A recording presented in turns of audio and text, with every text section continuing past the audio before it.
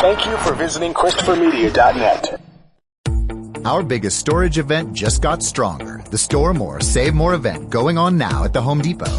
Get the exclusive 77-inch Husky welded I-beam steel shelving for just $179. It now holds up to 10,000 pounds. Plus, it's the only steel shelving with a full lifetime warranty. Find more Husky steel shelving online at HomeDepot.com. The Home Depot, how doers get more done. Limited time only. Event and dates vary by store. Claim based on 2,500 pounds per shelf when evenly distributed. See store for details. Reinvent yourself at UCLA Extension. Explore continuing education programs to enhance and expand your skill set. Gain real-world skills taught by industry experts that you can apply immediately. Learn from anywhere and choose from a wide variety of online courses in entertainment, digital technology, business, engineering, and more. Winter quarter begins January 4th. Learn more at uclaextension.edu.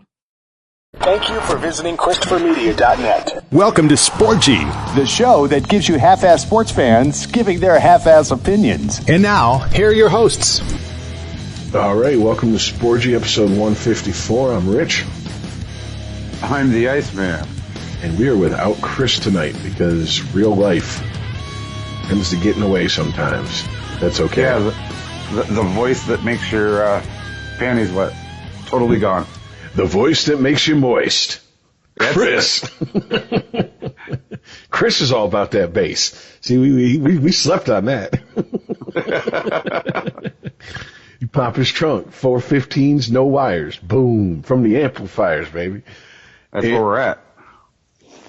Anyways, we're going to change up things a little bit. We're going to just hit a few subjects and go into the picks. So hopefully it's going to be a little bit more condensed version of the usual show, but hopefully it'll still be entertaining for you. So, absolutely, except I don't have to argue facts with Rich. He actually watches some of the games, guys. Love you, Chris. Don't hurt me. He's going to fire you. And it's like, wait, fire? Does that mean I continue to not get a paycheck? Outstanding. Right, I was actually heading towards, don't hurt him, Hammer. And now I'm thinking, Hammer gets the gas face. Do you know that the white boy with the cane in third base went on to become a professional baseball historian? Mm-mm.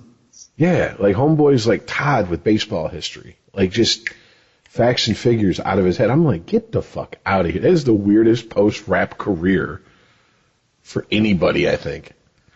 But pretty much, yeah. But speaking of making faces, David Stern, how's your face, bro? No.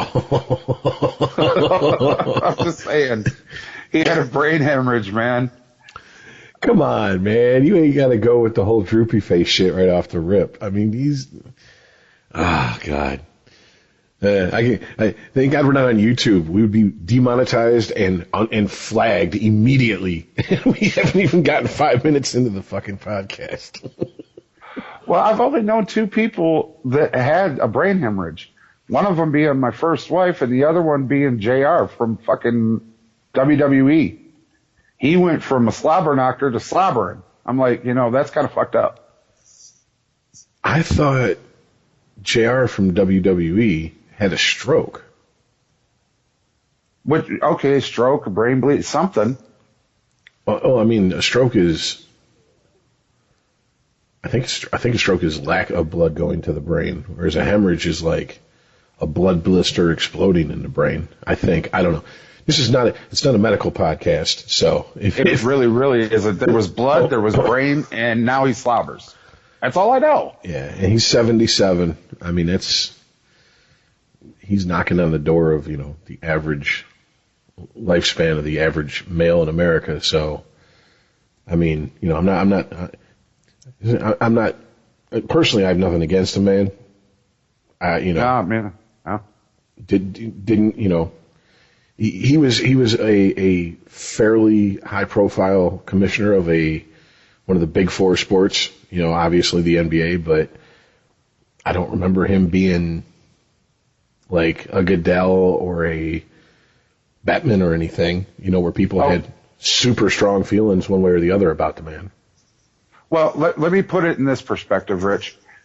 We always talk about the old guard, etc., but he was the commissioner of that guard in the NBA.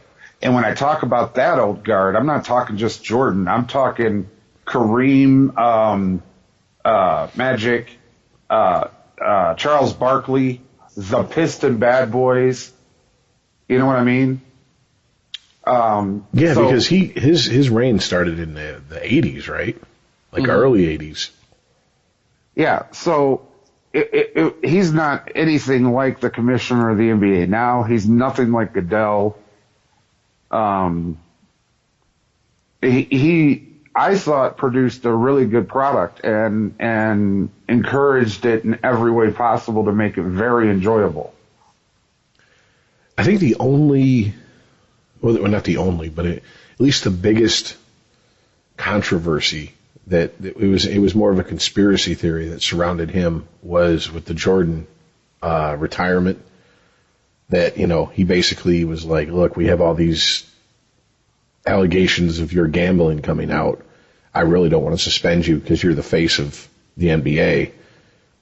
So why don't you just go ahead and take a retirement and come back after a period of time, and we'll consider that, we'll let the heat die down and those stories go away. And I mean, like I said, that was, as far as I'm concerned, I've never seen any concrete proof that that's exactly why, or that's exactly what happened. So I've always just taken that as a conspiracy theory that people were throwing around that probably don't like Jordan, or just like conspiracy theories. Right, yeah. Stern took over in '84. Okay. And that was 3 years before Jordan, his rookie year. So from '84, I think, until very early 2000s.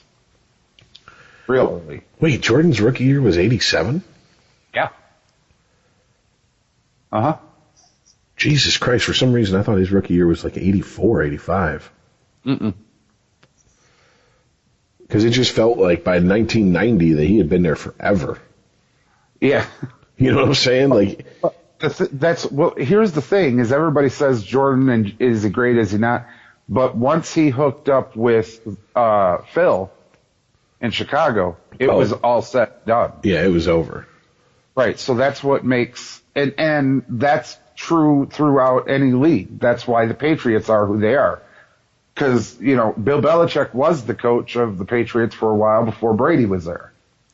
And they didn't do what they are doing now. But once you get that player, and you get that coach, and you get that owner, that's the big three in my book. You got to have that player with that coach and that owner, and it's all over. Yeah, so from '84 until very early 2000, Stern was the commissioner, and he produced a hell of a product, because not for nothing, the '80s on until throughout the '90s, everybody loved watching the NBA. I think the NBA was every bit as big as the NFL. At that point, yeah, I guess in the especially the late '80s, early '90s. I mean, the NFL seems like it started to become absolute king. Late '90s, definitely the 2000s. Well, absolutely, but you would see people wearing NBA jerseys with NFL coats. Yeah, that's true. saw a lot of Bulls jerseys underneath Raiders starters jackets. Right. Oh yeah. That's no bullshit. So, I mean, he had a really, really good product. And then, everybody's talking about the Jordan rules and superstar rules that took place in the mid to late 90s, and then turned the corner after the millennium. And, Adam Silver comes in and does what he can do, but I mean, it's just not the same league. So for me, it's sad to hear that about David. I hope he pulls through. A man like that doesn't deserve to go down like that, but, yeah, your work is very well documented, and, no matter when you leave, that you'll always be remembered as one of the greatest commissioners of one of the greatest periods in your game. That's for damn sure. Oh, definitely. I mean, I'm sitting here looking at an article, and it's saying, he understood the NBA was peaking at the right time at the end of the 80s and into the early 90s, and he capitalized on the growing popularity of the sport by creating a dream team at the Barcelona Olympics in '92, which is one of the most seminal moments in the history of the game, which expanded the NBA to a worldwide game, really. I mean, you look at the explosion of players coming in from Europe, the expansion into China. That wouldn't have happened the same way and as quick as it did at the time it did if it wasn't for that dream team in '92. I mean, that's just all there is to it. Right, and NBA Europe wouldn't exist. I totally agree with that 100. But when you say United States basketball, it's like saying NFL defense. Every single big NFL buff is going to say 85 Bears. Yeah. Anybody who is anybody knows that when you say big defenses in the NFL, it's the Bears. And when you say USA basketball, there isn't a basketball mind that doesn't mention the '92 Olympic team. And what's sad is they tried ever since and haven't gotten the turnout and response from the pro players anymore. Well, I mean, dude, that team was absolutely stacked, dude. I mean, the team: Christian Laettner, David Robinson. Stop me when I don't get to a Hall of Famer. Patrick Ewing, Larry Bird, Scottie Pippen, Michael Jordan, Clyde the Glide Drexler. I'll never say it without that. Karl Malone, John Stockton, Chris Mullins, Charles Barkley, and Magic Johnson. Yeah, and the only reason Isaiah wasn't on that team is because he was conspired to be kept off, and that's why they brought Laettner in. Right. Absolutely. Because Jordan was like, you're not having him on my team. Well, I mean, Bulls, Pistons, nah. Yeah, that was way still too close to the Bad Boys era for Jordan's liking. 1990, 92 was 2 years out. Yeah. Wow. If there's one thing, Dennis Rodman, no. Bill Laimbeer, no. Well, I mean, if there's one thing I've learned about Jordan post-retirement, especially thinking back to his Hall of Fame induction speech, homeboy's got Irish Alzheimer's. He never forgets a grudge he held against anybody. And he really doesn't like that Pistons team from those Pistons teams from the late 80s and early 90s. They were labeled the Bad Boys for a reason.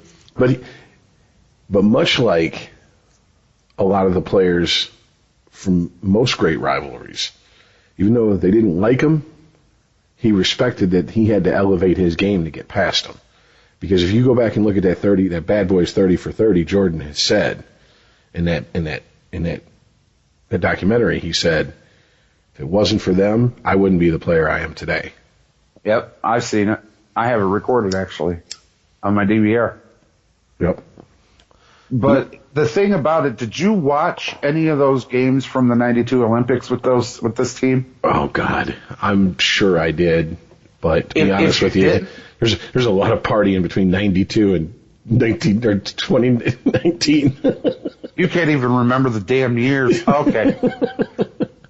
To refresh your memory, just watch the Harlem Globetrotters. That was the '92 basketball Olympics. This is not funny. It's funny, but I'm not making a joke. There wasn't a game that team played that I just didn't sit there and start going. Yeah, this shit ain't fair.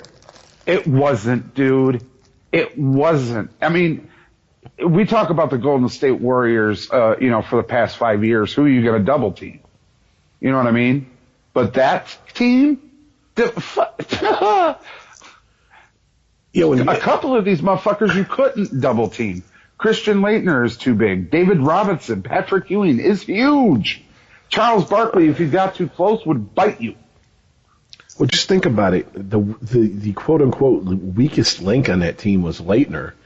Yes, it was. And Leitner had just come out of college and was considered at that point. He was considered at that point possibly the greatest college basketball player ever. And he was walking right into a team full of legends. We're talking, those guys are all top 20 all-time team easy. And he's sitting there amongst them. So, I mean, and that's the last guy on the bench? Sorry. Yeah, sorry, not sorry, man. Just Larry Bird and Magic. That sit between them for a second, and I'm telling you, they were like, just watch. Just sit and watch. We got it. Because it was disturbing. It was so, I was like, I felt bad for the other team. And it didn't matter who they played, I felt bad. Because they were trying to represent their country and their this, and they made them look silly. We always talk about what happens if a pro football team went to a high school team. That's what it looked like. I kid you not, Hoss. I'm looking at it going, it's almost like they don't even know the rules, man. Because the USA team is up and down the court before the other team even gets the ball in bounds. It's like that scene from Top Gun. I asked Wolfman, "Where's Viper?" And he said, "Viper? Who's Viper?" That's what I'm talking, man. And it was so surreal, dude. You need to, if you get a moment, just hit YouTube for a minute and watch just a minute of any. I don't care what it is in '92, just any of it, and you'll be like, "Oh my God." This is why they didn't let our NBA players play in the Olympics, for that fucking reason. But after they did it, the door opened and it should have flooded, and it didn't. You never had another 92 NBA team. The best things to come out of it was stuff like LeBron and Dwayne Wade. That was a good one. Not Chris Carter. Is it Chris Carter? Vince Carter. I'm tarded. Vince Carter dunking over a 7-foot European white boy. The man literally jumped over his head, Rich. 7 foot, jumped right over him and slam dunked it. I'm like, okay. For a minute, Vince Carter thought he was Dominique Wilkins. Dude, it worked. I'm telling you, it worked. Well, something else that gets lost, I think, under Stern's tenure, was the fact that the NBA got some of the most lucrative television deals in the history of all sports on his watch. I mean, there's a lot of things that, the team the league expanded teams. He created the salary cap and collective bargaining, and had a hand in certain collective bargaining agreements, et cetera, et cetera. A lot of the things that, like, people who, even Bettman detractors, don't like, people that don't like Bettman, they'll give him credit. Well, he's expanded the league. Of course, you could argue he's watered down the league, but whatever. Put the salary cap in place, gave parity to the league. He never got the NHL one of the most lucrative television deals multiple times in the history of all sports. He was never able to do that. Yeah. Not even, matter of fact, he did the opposite. He got him canceled. And he tried to do the whole, put the pros in the Olympics. The problem is that hockey was already an international sport. You already had, go look at the Olympics, the Soviet Olympic team in the 70s and 80s. I mean, no, I'm laughing because you want to put the pros in hockey in the Olympics. Oh, that's a good idea, eh? Have you read the back of those fucking jerseys? Yeah, Smith, Yeah, Jones. Yeah, all of the white down home American names. No.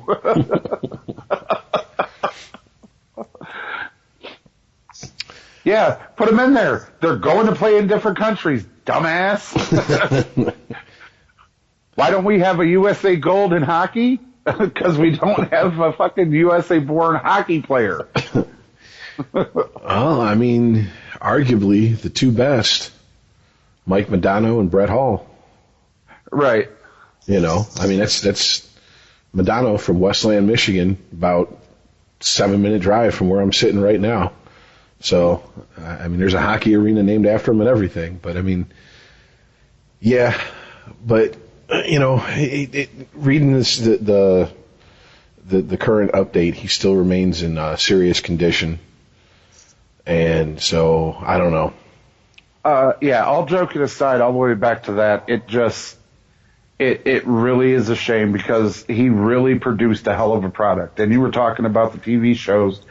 Anytime you wanted to watch NBA, you knew where to go. TNN, TBS, and the finals on NBC.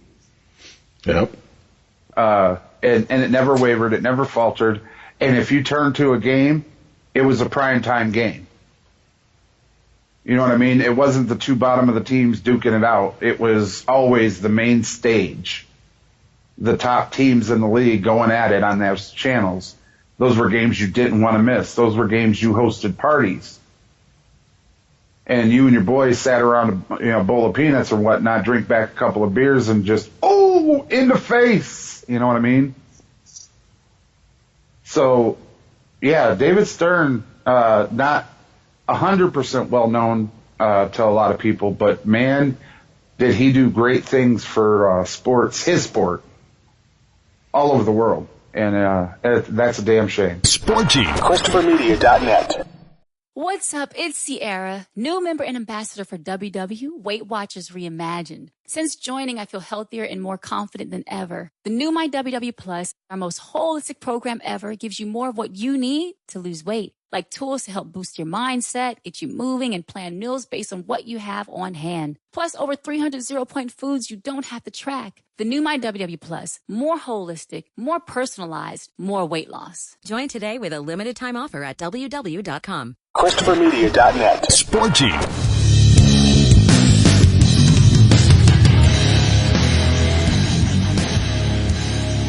Well, staying with basketball, subject that usually I don't have much to say about, but this is an interesting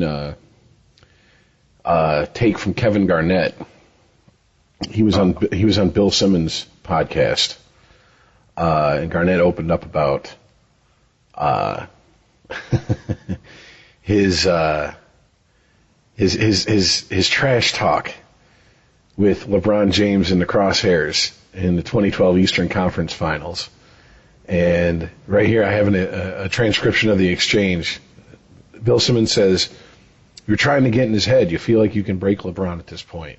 Garnett says, "We broke LeBron."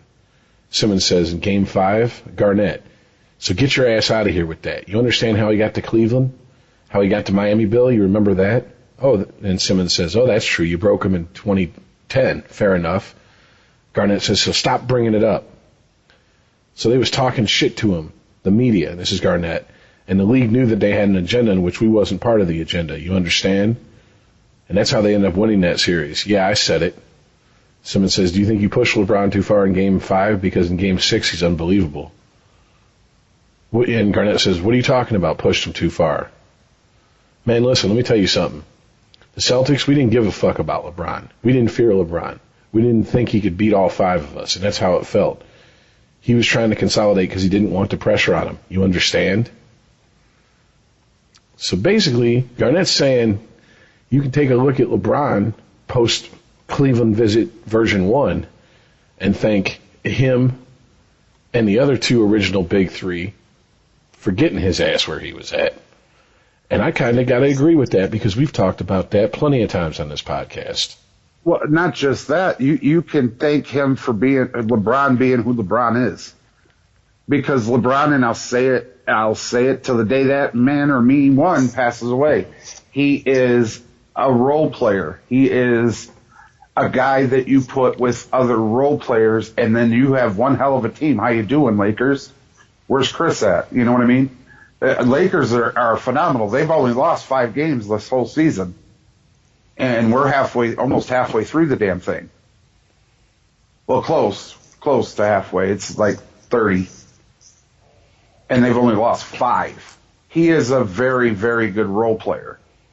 But that Celtics team, you're right. It reminded me a ton of the Bulls team in the 90s.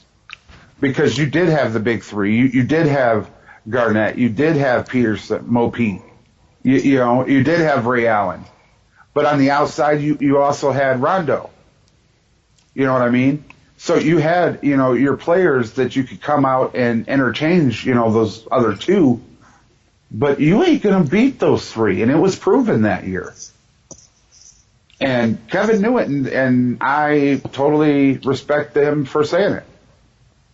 Well, not only that, but that whole team came about because the Celtics got completely fucked over for a few years in a row with the draft lottery. And finally, the Celtics front office said, this is bullshit. We're going to go get the best players we can trade for, and we're going to win now. Tired of sitting here fucking being the laughing stock of the NBA and not getting shit for it because of this fucking draft lottery. We're going to go make moves. And they went and built, like I said, the original Big Three. Modern day Big Three, at least. Right. And it was done right. We were talking about this last week. Throwing all this money at, 1 or 2 big name players from championship teams and thinking you're going to win something. But the Celtics went out and put money into a whole team. And it kind of reminds me a little bit of Kevin Durant, taking the pay cut and being structured to be into a championship team. You know what I mean? Mm-hmm. And that's what the Boston Celtics did with that entire team. They didn't pay them, record-breaking money for the whole team. They paid everybody a good amount of money and said, do you understand? And I know the interviews when they brought him in was like, do you understand what we're doing here? We're not looking to have life-changing events on a paper. We want you guys to work together on the court. You can make your money afterwards, but let's win this ring one time. Well, and I know that's how that shit went. I know it is. They brought him in for the 2008 season, him, Paul Pierce, and Ray Allen, and they won. Paul, oh. But yeah, I figured that was just a story that when you said you hadn't heard it, I was like, well, this will be right up Ice's alley. Well, I mean, it's 100 though. It really is, because that year, that team, you couldn't touch them. You just couldn't. But see, that's what Garnett said is the difference between a player like Garnett, who's got that killer stick the knife in your heart when he's got you down instinct, which LeBron doesn't have. Patrice O'Neal said it best on the Open Anthony podcast, like, going on 10 years ago now. Might even been 10 years ago. He said, LeBron isn't a killer. He's not mean. He's like Isaiah, Jordan, Bird, Magic. These guys were mean. They wanted to break you. They wanted you to leave the court crying. They wanted to bring the bitch out in you. LeBron just doesn't have that in him for whatever reason. LeBron's more about winning than killing. LeBron wants to win more than he wants to lose, whereas those guys hated losing more than they loved winning. Exactly. And if they did lose, that's okay, because they got a memory like a fucking elephant. Absolutely. And they will come back next game and they will embarrass the teetotal hell out of you. Absolutely. That was proven by Jordan when he went off in Madison Square Garden and hit 64 points. Just totally outright embarrassed them. I remember him taking free throws with his eyes closed and the shrug and just. Yeah, but the shrug, dude, that was sick because the man could never miss a three. The man would run up, throw it, and turn around, and it would go in. I mean, you ever seen the movie Kingpin with Bill Murray? Mm-hmm. But yeah, where he like throws the ball, turns around, and listens for it. Yeah, holds his hand. And he's like, that was Jordan that night, dude. It was disgusting. And when he shrugged, dude, he looked at Magic because he just watched another three drop. He looked at Magic in the booth and the table over there and put his hand. I can't miss. The only thing I could picture at that very moment was that fucking NBA game. He's on fire. You know what I mean, dude? NBA Jam, yeah. Yes. And you know, the flaming basketball just dropping, you know, bombs from 3-point line because he could not miss that. It was disgusting. But see, I mean, that's why, because my favorite basketball player ever, Iverson, that's why I loved it when he crossed over Jordan, broke his ankles. I was just like, see, even the greatest have a weakness. You know what I'm saying? Here is that moment. That moment is why Jordan thanked everything holy that social media wasn't a thing in the 90s. Because there would have been meme on top of meme on top of... It would have outlasted the fucking woman and the cat, dude. Oh, there's still, to this day, you can go on certain social media outlets, and there's pages dedicated to the crying Jordan meme. Yeah. And I mean, it's like, I just saw one earlier today. Like a brand new one, someone who just made it today, and I was like, damn. Mm-hmm. Like, there's a whole generation of people who don't remember Jordan playing, but they know that crying Jordan meme. Oh, yeah. The minute they see it.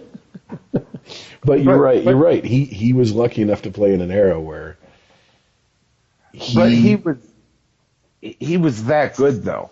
He was that mean at the same time. That, you know, something like crossing him over like Allen did was a huge deal. You know, there's certain moments in any sport you'll never forget. But that's obviously a huge one. And I don't need a social media thing to tell me about it. Yeah. You know, but like Randy Johnson hitting a bird. Oh, yeah. Yeah, nobody's ever going to forget the sight of, especially the catcher. You ever watch that video and look at the catcher? The catcher just stood up and backed up like he blew up the fucking ball. Like the natural and shit. He knocked the cover off the ball.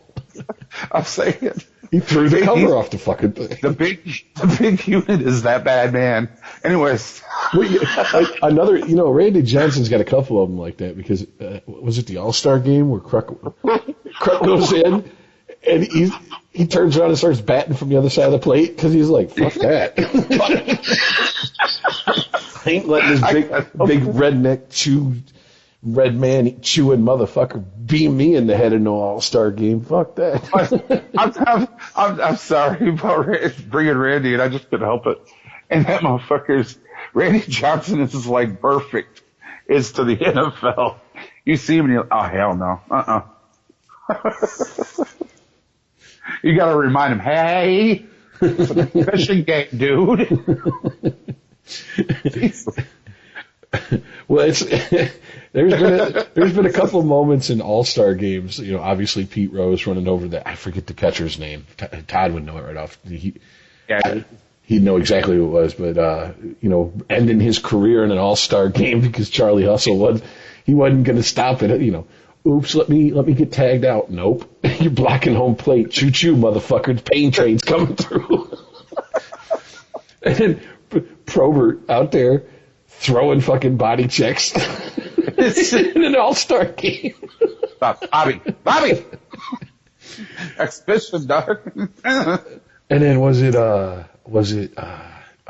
think it was John Scott. Remember the hockey enforcer who the fans elected to the All-Star game? It was either Scott or Stevens.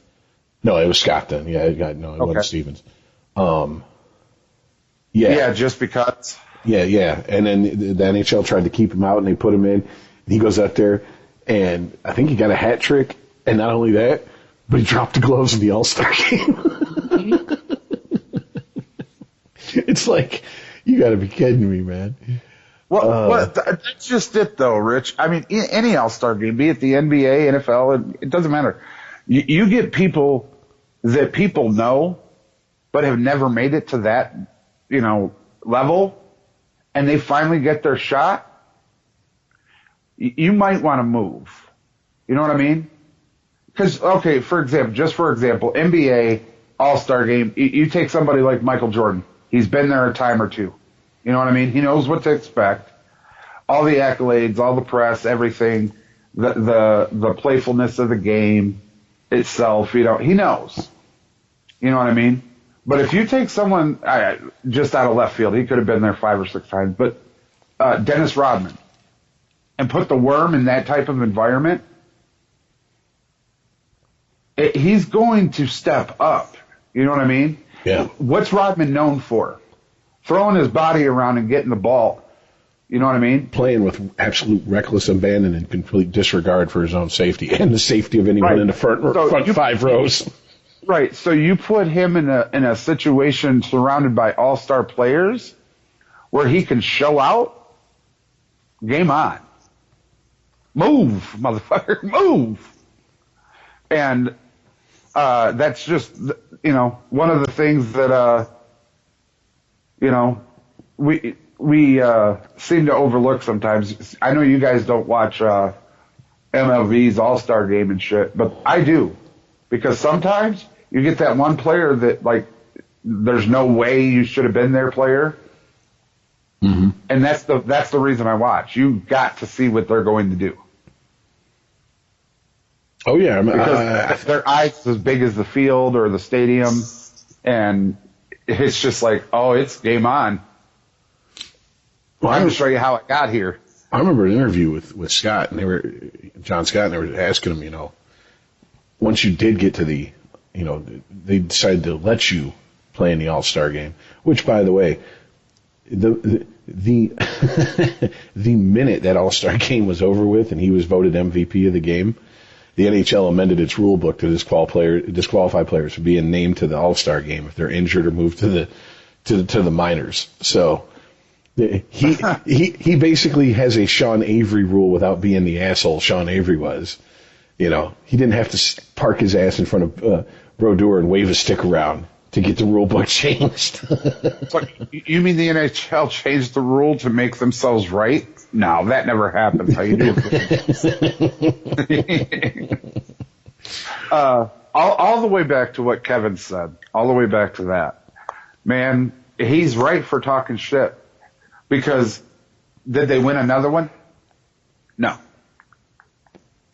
But do they have to? What's the one rule once you win the championship? It's one thing you can't take away. Can never take this from you. Yeah, you are the best, and nobody can say shit about you. So for Kevin to come out and say what he said, you're right. I 100% agree with him because he was the best, and he proved it. And he shut everybody up, including LeBron, who went and did exactly what Boston did down in South Beach. Matter of fact, took one of the big three. Yeah. That's what we always argue with Chris at this point. Or I always argue with Chris. He's telling me that it's LeBron. I'm like, dude, how many people were in South Beach that bought into the Boston system? The way they unveiled them was the big three with Bosh, Wade, and James. There's just certain players who you put them in a situation and they become the final piece of the puzzle. Yep. To me, LeBron is very good at finding players to put the puzzle together with. Well, right. He's not the final piece himself, though. No. LeBron is, if you ever dump out a jigsaw puzzle, a brand new jigsaw puzzle, and you get that really big piece that's like, oh, I can build off of that. You know what I mean? Yeah, that's LeBron. That's LeBron. And then you build off of it, you find all your border pieces, and then you find all the little pieces. Yeah, that's LeBron. He is that big centerpiece that you can definitely build off of that fell right out of the box.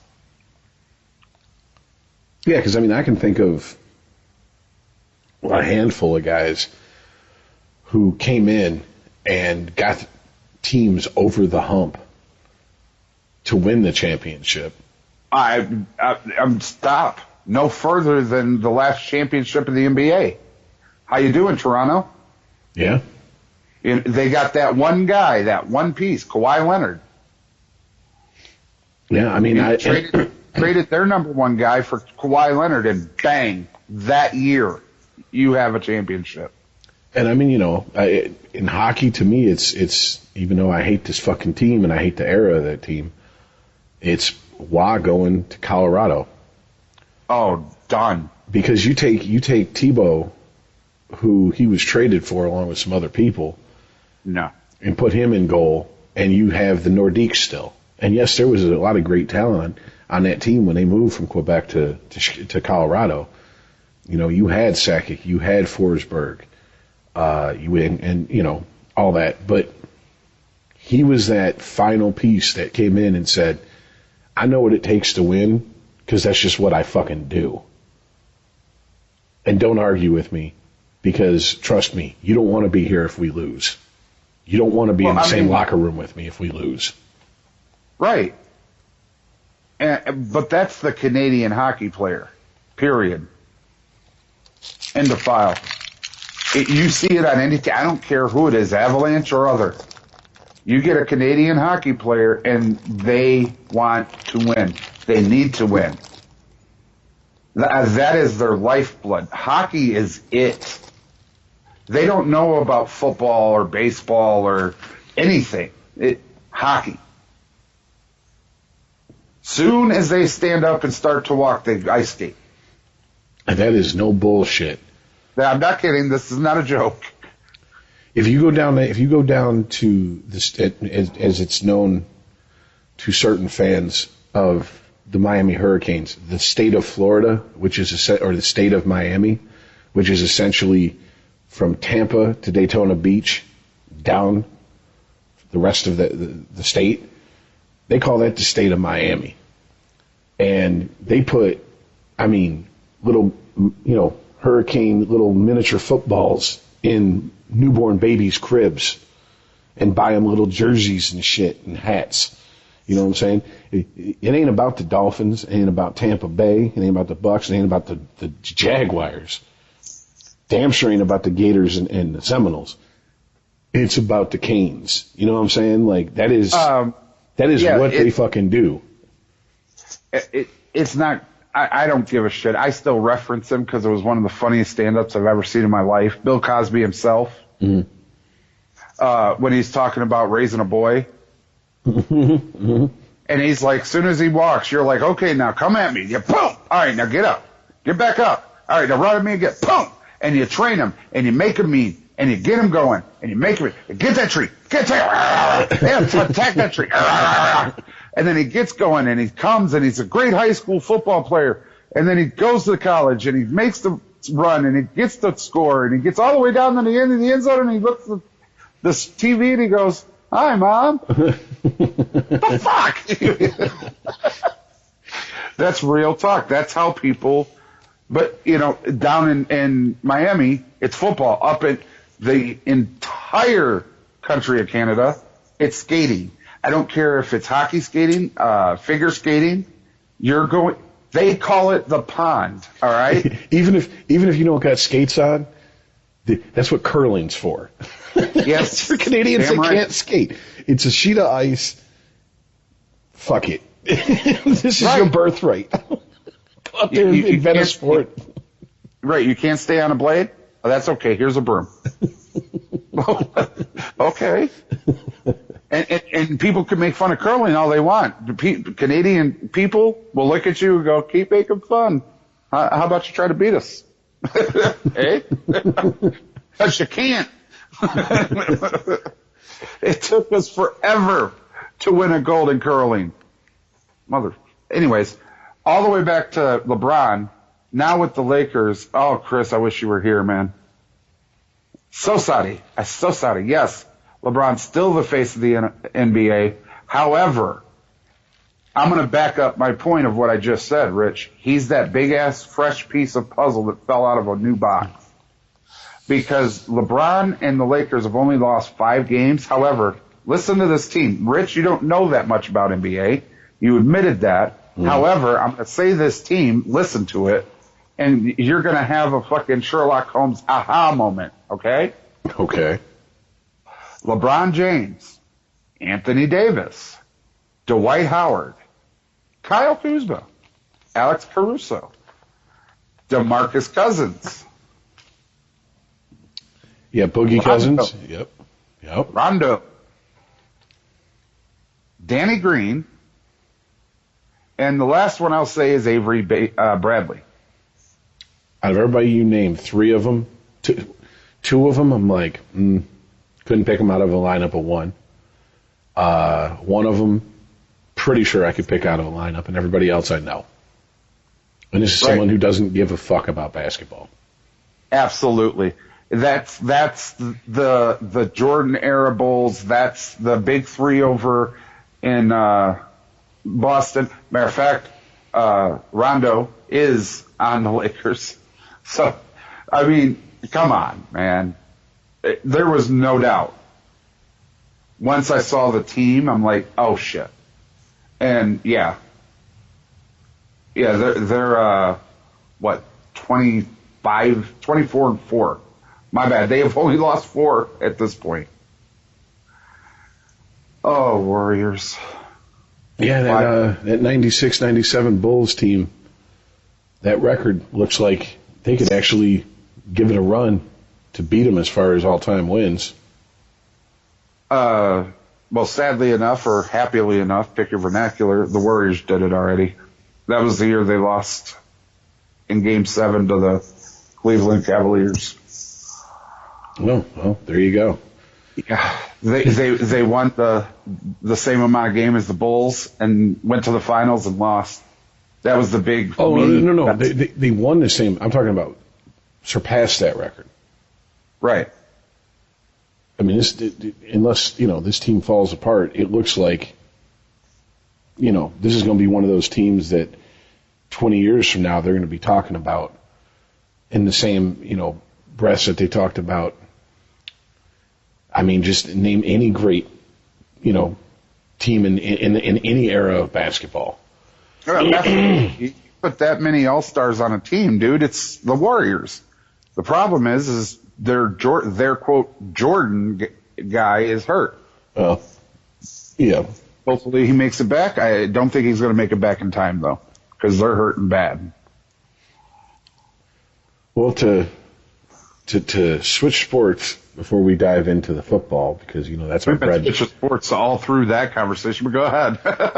Well, I just wanted to bring up the Garrett Cole press conference for him signing with the Yankees. If you know anything about the man, you know that he grew up a Yankees fan to the point where he was, I think, 10 in 2001, and he went to the World Series and he held up a sign that says Yankees fan today, tomorrow, and forever. And 11 years old, he was 11 years old in 2001 when he held up that sign, and he was on television. And basically held up, I'm not sure if it's the exact same sign or a recreated version of that sign, but at his press conference. So right there, it tells you anyone who thought they had a chance of signing him besides the Yankees in the offseason, what were you smoking? Yeah, no shit. Okay. Get past that shit. I mean, honestly, that'd be like if I was drafted and they were like, I'm drafted, for hockey and I'm on the Sharks.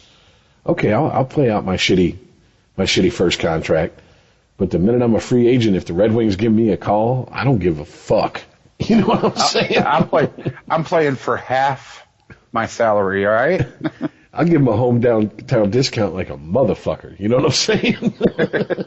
Just give me number 24 and put me on the line, coach. You know what? In fact, I'll tell you what. I don't even really need a paycheck. Just keep me in Lafayette, Coney Island, Coney's and shit. I'll come play for you. And fix my car, goddammit. Yes. Yeah, but I mean, obviously he wasn't going anywhere else. But that being said, Major League, stop giving record deals. For God's sake. Did you hear about all these record deals? Yeah. I'm like, and dude, I talked about this last week. Stop it. You got to think about this, though. We're a year away from talk of MLB colluding to not sign big name free agents to these huge contracts to keep prices artificially low. And if that was the case, teams said, fuck that. The teams were like, oh, is that what you think we were? Hold my beer. Well, it's like, it's nice not to have to pay, $300 billion to a player, but we like to win, and we got the money, so. Right.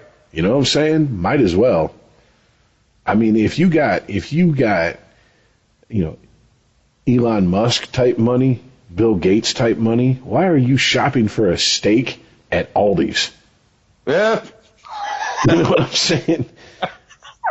Like, I'm having them rebuild the Concorde, fire it up, and bring me Kobe beef straight from Japan. You know what I'm saying? Oh, yeah. Like, give me the best the world's got to offer. Like, I want the whole fucking cow flown in. Yeah, I want fresh gets. Just let me buy a patch of land in Japan where you raise these cows, and just teleport it over here to my backyard. You know what I'm saying? That's just, well, sure. It's fucked up about this whole conversation. I live in a place where some of the richest grazing lands are on the planet. It's called, and you're going to love this, it's called the Flint Hills. Nice. Right here in Kansas. And people pay these farmers, these landowners, to bring their cattle in. And let them bring their cattle in and graze in this open fields. And it is the richest soil and grazing place like in the country. Well, I'll tell you what, probably the most expensive cut of steak I ever had was probably about $90. All right. And I don't know if it was worth $90, but it's the best damn steak I ever had. You know what I'm saying? Right. Now, here's where and we'll talk about this on the regimen, if you want. I don't understand where Michael Jordan's talent was less expensive than James's, or how Randy Johnson's fastball was worth any less than Scherzer's. Because it's what the market. It's what the market would bear at that time, man. I'm just saying. If you go back and look at the first, holy fuck contract, I mean, of the modern era, it's got to be A-Rod with the Texas Rangers. Yeah. That was are you kidding me? Are you telling me he's worth more than insert player here? And then it was just we're off to the races. In baseball, here's the thing. Baseball has a serious issue with attendance.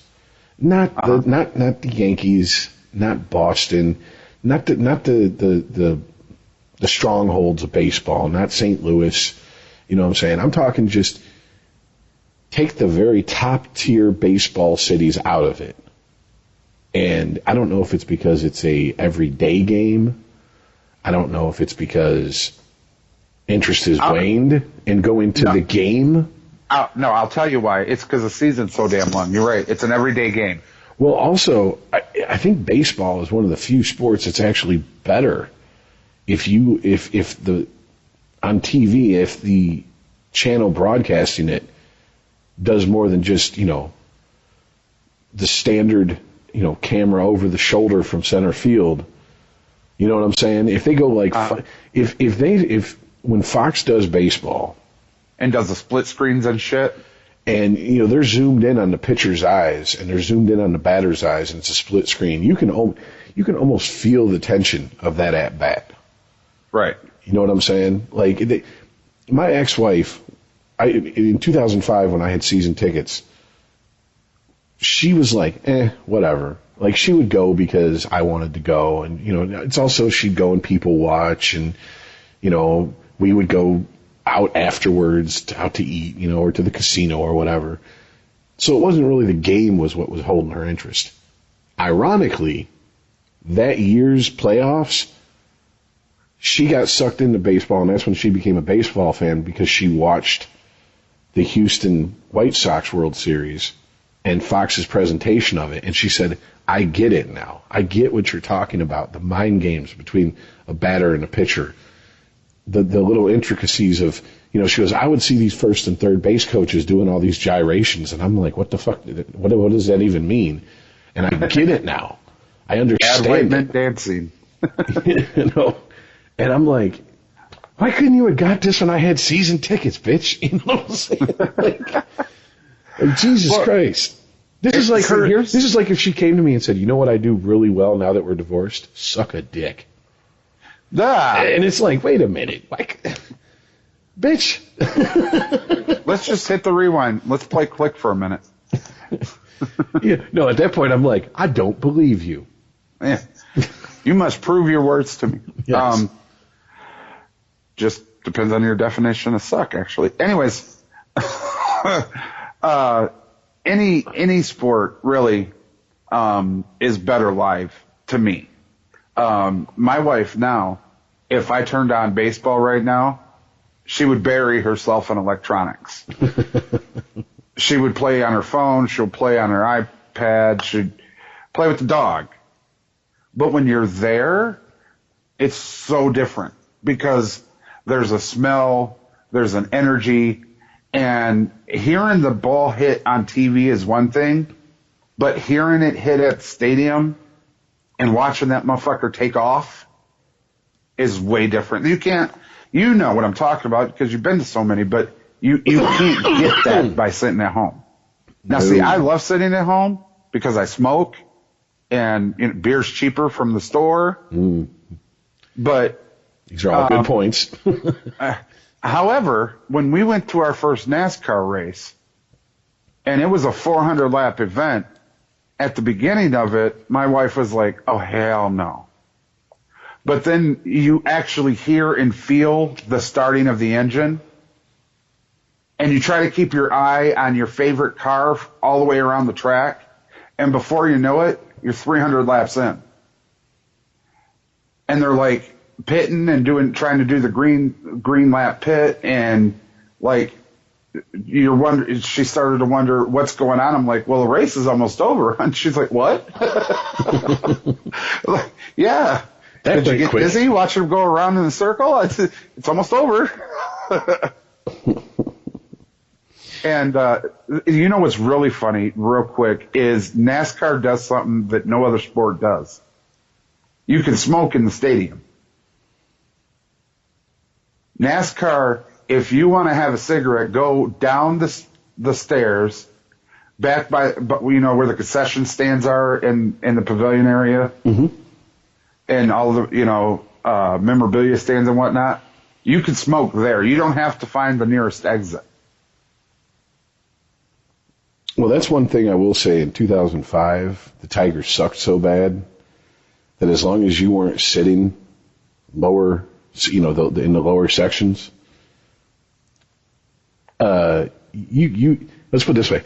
I saw a lot of people smoking a lot of different things and a lot of people tipping back bottles that I'm pretty sure they don't sell 5 o'clock and Mohawk vodka in pints at the concession stand at Comerica Park, but these people had them. Right. So, but I mean, obviously that was when, I'm not joking. Well, this was 2002. This was a Yankees game late in the season in 2002 I went to. there was a 2.5 hour rain delay, and the attendance was announced for people who had came and not the people that had stayed, and they announced the people that stayed, and it was like the 7th inning, and there was like less than 4,000 people there. It was almost eerie how empty Comerica Park was. And I mean, literally, we were sitting 3 rows back from the third base coach smoking cigarettes. Yeah. It looked like a Tigers practice almost. Yeah. It was like, I don't even think there was ushers at that point. I think the ushers had went home. I ain't sitting on the ring for that. No. like seriously, the beer guy just set the beer in the aisle and walked away. It's a help yourself at this point. Fuck it. You know. with an empty beer cup that says "It on your honor," and he just okay, well, there you go, bud. Yeah, it's cool. This bud is absolutely for you. Have at it. And on you. Yes, thank you. Yeah. Sporgy. ChristopherMedia.net. Imagine the greatest collection of real-life entertainment on the planet, all in one place. Go ahead. Dare to stream with Discovery Plus. Stream now. Stream what you love. ChristopherMedia.net. Sporgy.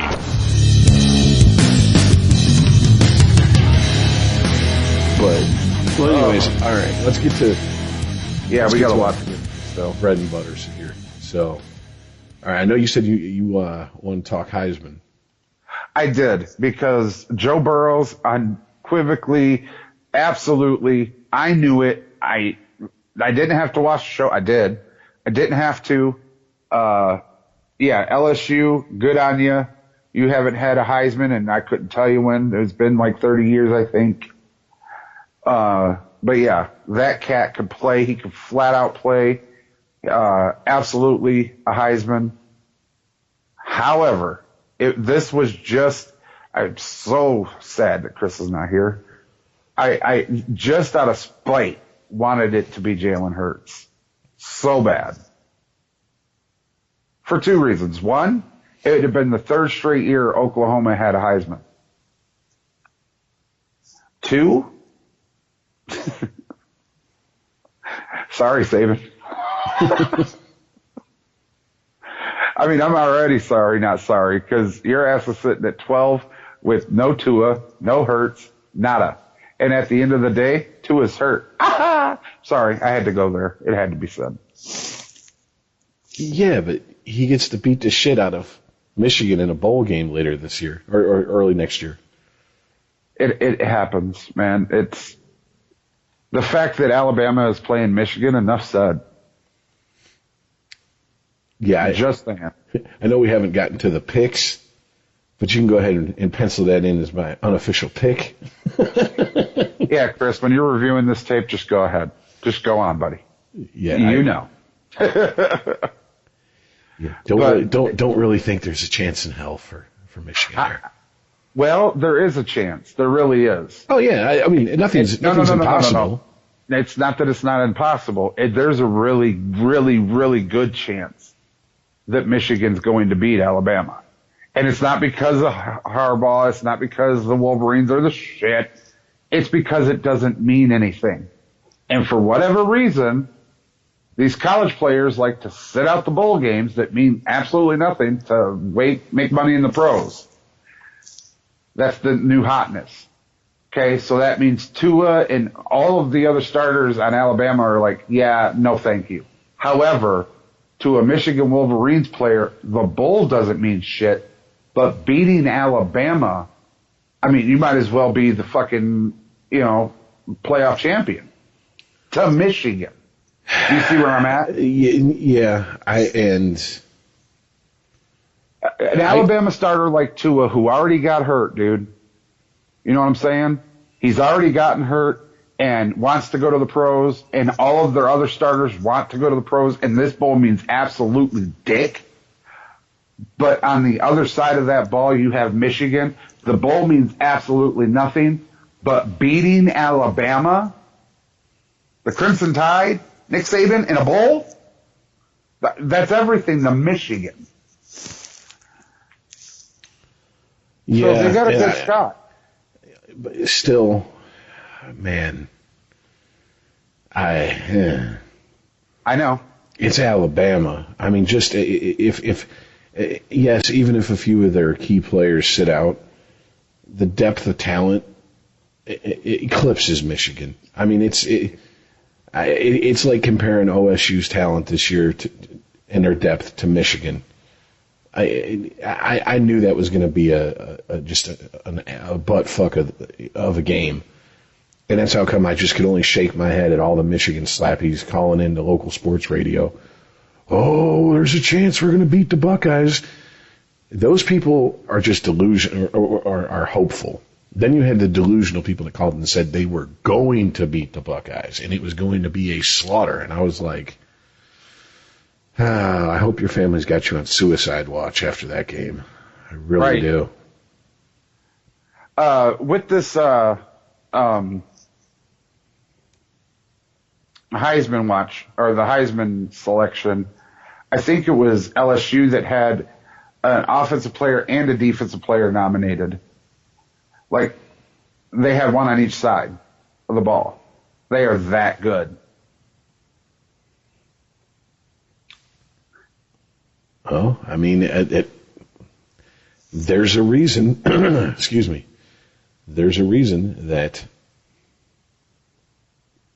they're in the college football playoffs and they're ranked where they are. Yeah. Oh, absolutely. And this is one of those things that I begged Chris to watch the game, not just look at the, box score and the stats, because there's so much to see. Like with Michigan. Yeah, Michigan's record is atrocious. Their team isn't close to playoff caliber. However, there are some diamonds in that rough. Their wide receiver, Bell, hell of a player. Their linebacker, I will guarantee you, is in the NFL. Number 29, I think it's Glasgow. That cat can flat out play. But when I heard the selection, the four people that were selected for the Heisman, I knew without a shadow of a doubt Burrows had it. And it's not because of his stats. I'm sure they're impeccable, and Chris was here, he would give you a runoff. But I've seen the kid play, and it's a Montana-esque to me. I mean, he can be that good. You know what I mean? Mm-hmm. But it's just like anything else. If you put him in, like, I don't know, Cleveland, he could fall flat on his face. Oh, Cleveland.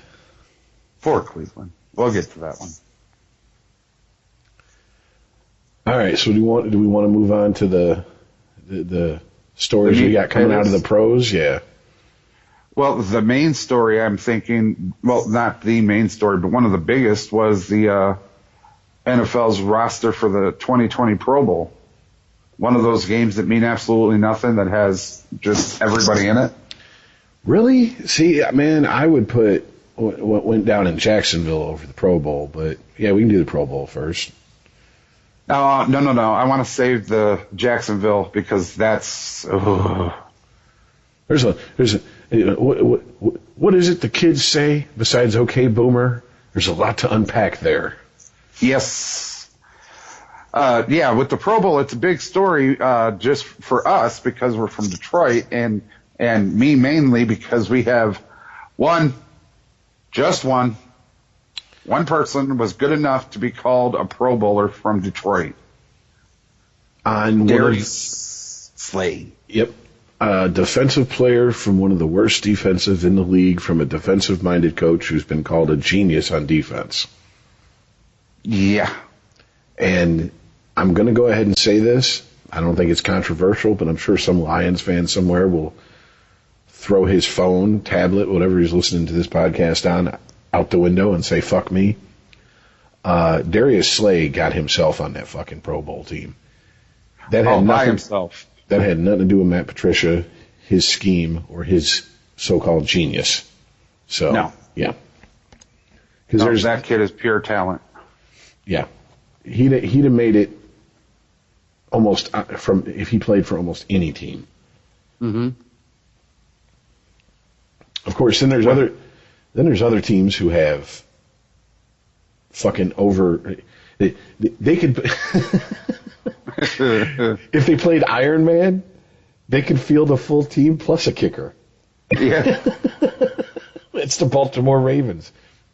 12 players on the Pro Bowl roster. Well, the Pro Bowl is going to be hurting if the Ravens make it to the fucking Super Bowl. Yes, it is. If it's a Ravens-Saints Super Bowl, there's 19 starters, or 19 players selected. I don't know how many starters, but they won't be there. Right. I mean, Christ. That's what I was saying in the pre-show, Rich. The Lions got one player. But if you break it down, I have it broken down by teams. Yeah, 12 players from the Ravens, 6 players from Kansas City. One of the best teams in the NFL, the Patriots, they only get 3. And no, Tom Brady's not one of them. Pittsburgh Steelers got 5. The Pittsburgh Steelers got 5. Yeah, that's 2 more than the Patriots, Hoss. Yeah. Well, I mean, how do they say it in Monday? Come on, man. Well, I mean, first of all, to go back to the Patriots and no Tom Brady. Tom Brady ain't put up the stats to be in the Pro Bowl this year. There's a reason we're talking about quarterbacks who are in the running for MVP, and Brady's name isn't even an afterthought. It's because he hasn't put up Brady-esque numbers this year. Okay, but at the same point, Julian Edelman, I mean, damn near catches anything thrown to him, you know? He got snubbed. He ain't there. I understand. And I mean, for the running back, they got Derrick Henry from the Titans, Hoss. Yeah, but I mean, they also have Mark Ingram. Right. You know what I'm saying? I mean, are we just talking about the, you know, they have, like, you know, players for that, you know, for that position. I mean, not only that, I mean, but if we're just talking about selections for the Pro Bowl across the board, not by conference, I mean, how do I put this? When you're the Patriots, it feels like to me, when you're the Patriots, you're expected to put up the record the Patriots have put up. And the Patriots are good enough and play with a system that you can put up the record they have using the system and the coaching philosophy they have and the schemes they run without having a whole fucking team full of fucking Pro Bowlers. Because right. who's going to walk in that locker room and not buy into that fucking system and the scheme that Bill Belichick is telling you to buy into? That Tom Brady's looking at you going, follow me, and you know what? You'll at least make it to a Super Bowl. Oh, at absolutely. Least. And, I mean, we're talking about a defense that I think about halfway through the season only allowed maybe 2 touchdowns. 2 touchdowns, period. Yeah. From all teams they faced. Yeah. Yeah, this isn't a questionnaire or a democracy. This is a dictatorship. They're not saying, well, do you think we ought to, or I think you should maybe. No, they're like, look, this is how this goes down, and this is what we'll be doing. The first person that raises their hand gets the boot. And like I said, you know, we especially this time of year, and this is our 4th season, football season, doing this show.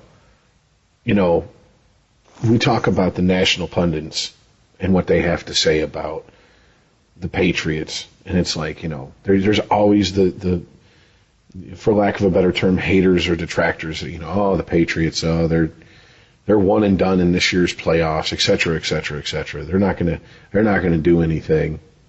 And of the 4 seasons that we've been doing this show, that three of them, the playoffs have come and gone, and 2 of them the Patriots have won a Super Bowl. I'll never forget the very first question I answered on this podcast. Is it Brady or is it the system? It is the system. It will always be the system. It is Bill Belichick and his system. And he proved me right when Brady got suspended for 4 games and he won 3 of them. And my tinfoil hat theory was he lost the 4th one to prove that he needed Tom Brady. Because there's no freaking way he should have lost. Because he decimated the team that he lost to 3 weeks later. And I digress. My question to you, Rich, is this. We're talking AFC versus NFC. Now, you were right. Baltimore Ravens have 12 people selected to the Pro Bowl. The highest number in the NFC is the New Orleans Saints with 7. The Eagles have 5. San Francisco 49ers, great team this year, only have 4. The NFC seems to spread the love around a little bit more. Do you agree or disagree?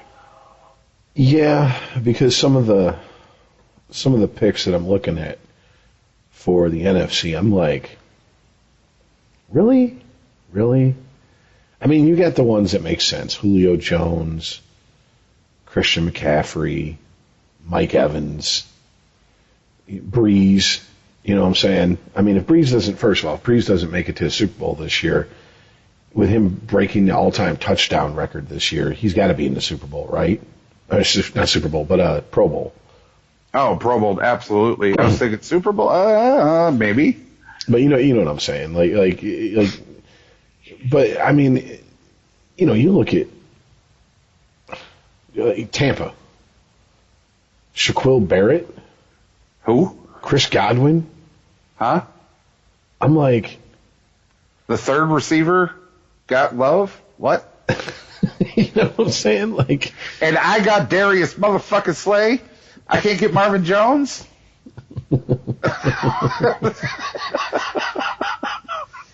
Can't get Matt Stafford with his broken back? With his broken everything. Looking like Tony Romo redone and shit. But, I mean, it also... Dante Harris. Who?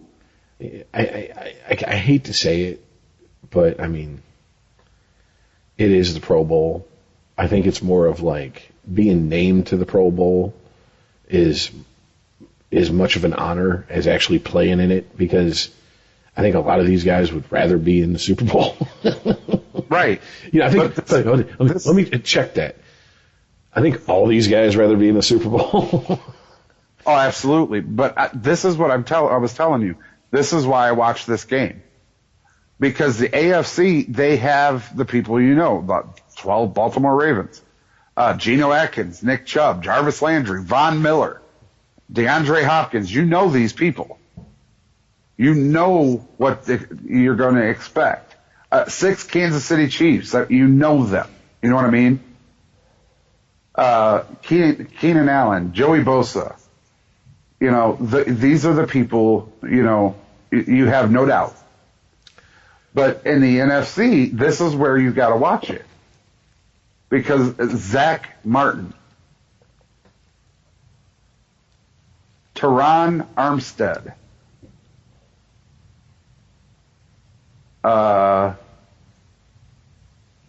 you said it, Shaquille Barrett, Tress Way.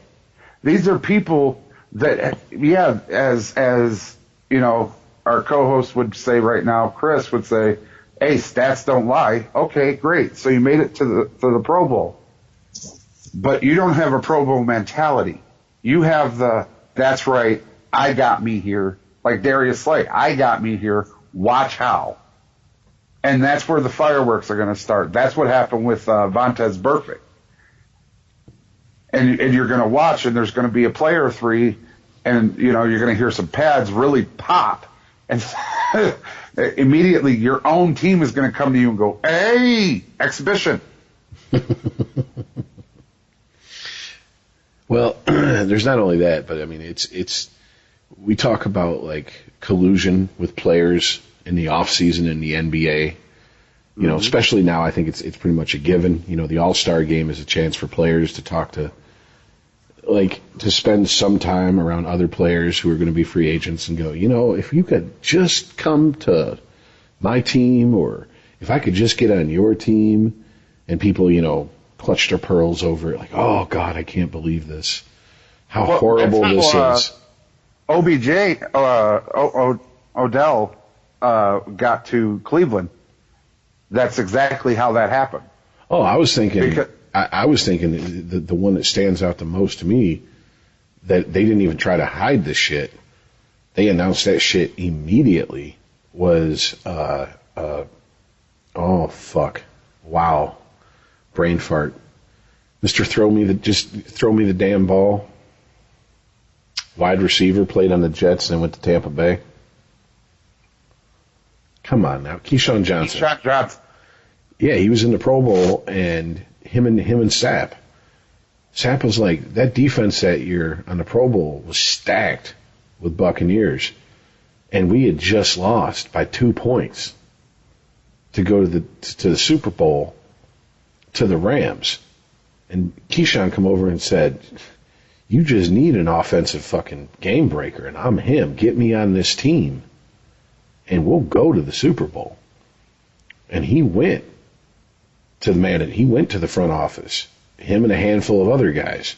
I'm sure Lynch was one, Brooks was another, and was like, yeah, get him on this fucking team. This will get us over the hump. There's no way we should have lost that game. And I mean, like I said, this shit was all over the media.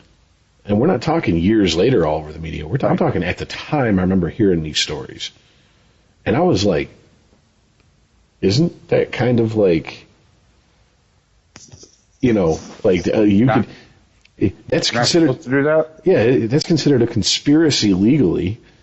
You know, you could be brought up on RICO predicates for that. like you a mobster or some shit. But it was just like, what the fuck are you gonna do, man? This is how it is. Oh, and by the way, I do think it's funny that Odell got himself off the Giants onto the Browns. And who from the Browns is going to the Pro Bowl? Yep. Give you a hint. Not him.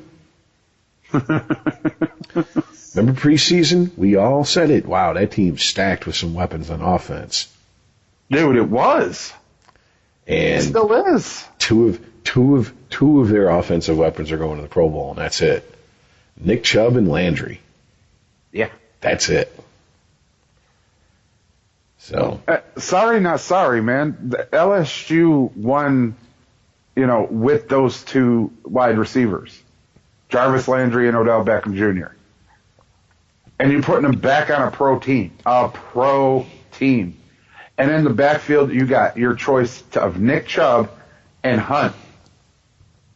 Come on now. You can quarterback that team, dude. No. Ooh, somewhere Baker Mayfield just had an aneurysm. Because he's like, wait a minute, what am I, chopped liver? Apparently, sir, because goddamn. Oh, shit. Do I need to mark it down? December 19th, 2019, you're off the Baker Mayfield bandwagon? Man, I don't know what happened. He morphed into, like, Money Manziel at one point. And it's just, dude. I'm telling you, man, go back to earlier in the season. I cannot remember what post-game press conference it was, but it's the one they first started making the Mayfield memes off of. He has a deer in headlights look in that post-game press conference. I would too. He looks like a broken man. And it wasn't even halfway through the season at that point. Dude, I would too. If anything, he was set up to look like Troy Aikman, dude. Troy Aikman, when he was winning his Super Bowls, had Emmitt Smith in the backfield. He had Alvin Harper on one side, and what's his nuts? The cocaine dude. Michael Irvin. Michael Irvin on the other side. Give him his due. Yes, absolutely. Tell me that Baker Mayfield isn't looking the exact same way. Well, preseason. On one side, you got Jarvis Landry. On the other side, you got Odell Beckham Jr. Behind you, you got Chubb and Hunt. Come on, man. You're done. You're in. It's like that dude you ran into at Buffalo Wild Wings said. Buffalo B-dubs, dude. You can put anybody you want on the Browns. They're still the Browns. Yep. Dude, when he said that, my jaw dropped. I'm like, yeah. I turned into Rain Man. Yeah, definitely Browns. Yeah. I was like, yeah, that made so much sense. I don't know why I didn't think about it. That's truth. Oh, shit. Well, do we want to move on to the drama in Jacksonville? Yeah, just one last time. Give him his due. Absolutely. Burrows, your stats, definitely. But you on the field, sir, are a general. And I look forward to seeing what you can and will do once you come up here. Here? Yeah, I'm hoping he comes to Kansas City and gets under Reed and behind Mahomes. And if he twists his ankle again, you know what I mean? I definitely don't want him playing against us. Fuck. Well, who's the most dysfunctional franchise this year in the NFL during the regular season? Miami. Is Miami and Washington really dysfunctional, or they just suck? Like they suck. Dysfunctional to me is like shooting yourself in the foot, not being real with what's going on, refusing to deal with reality. Yeah, I'd say it's the Lions, but Jacksonville, something's going on in Jacksonville, man. There's something afoot at the Circle K. The fact that you got the NFLPA warning players against signing with the Jacksonville Jaguars. And then Tom Coughlin gets the boot days after this story came, broken. When I say like nationally, I'm talking like when 2 days after Newsweek reported it, Coughlin gets the boot. You know what I'm saying? I mean, are they going? Do you think? I gotta wonder how much of this is just to get this team over to Europe. That's what I'm asking, because Britain loves them motherfuckers. As soon as they are in London, they might as well be the queen. Well, I mean, to be honest with you, I don't know about any of that. I mean, I'm sure that there are football fans over in London, but I mean, let's be honest. They're not going to go over there and take over from their version of football. That's for damn sure. That's just not happening. No, football's still going to be soccer over there. Sorry, not sorry. But I mean, to me, something just ain't right. Like, there's incompetence. Incompetence is what the Lions have. Incompetence from the ownership to the point where a local sports talk DJ said, I want for the first home game after Thanksgiving for people to wear shirts that have Martha Ford's face on it, with her wearing those big-ass old lady sunglasses, and the shirts say sell the team. And 90 minutes later, his show hadn't even ended, and the wheels were already in motion for that to happen.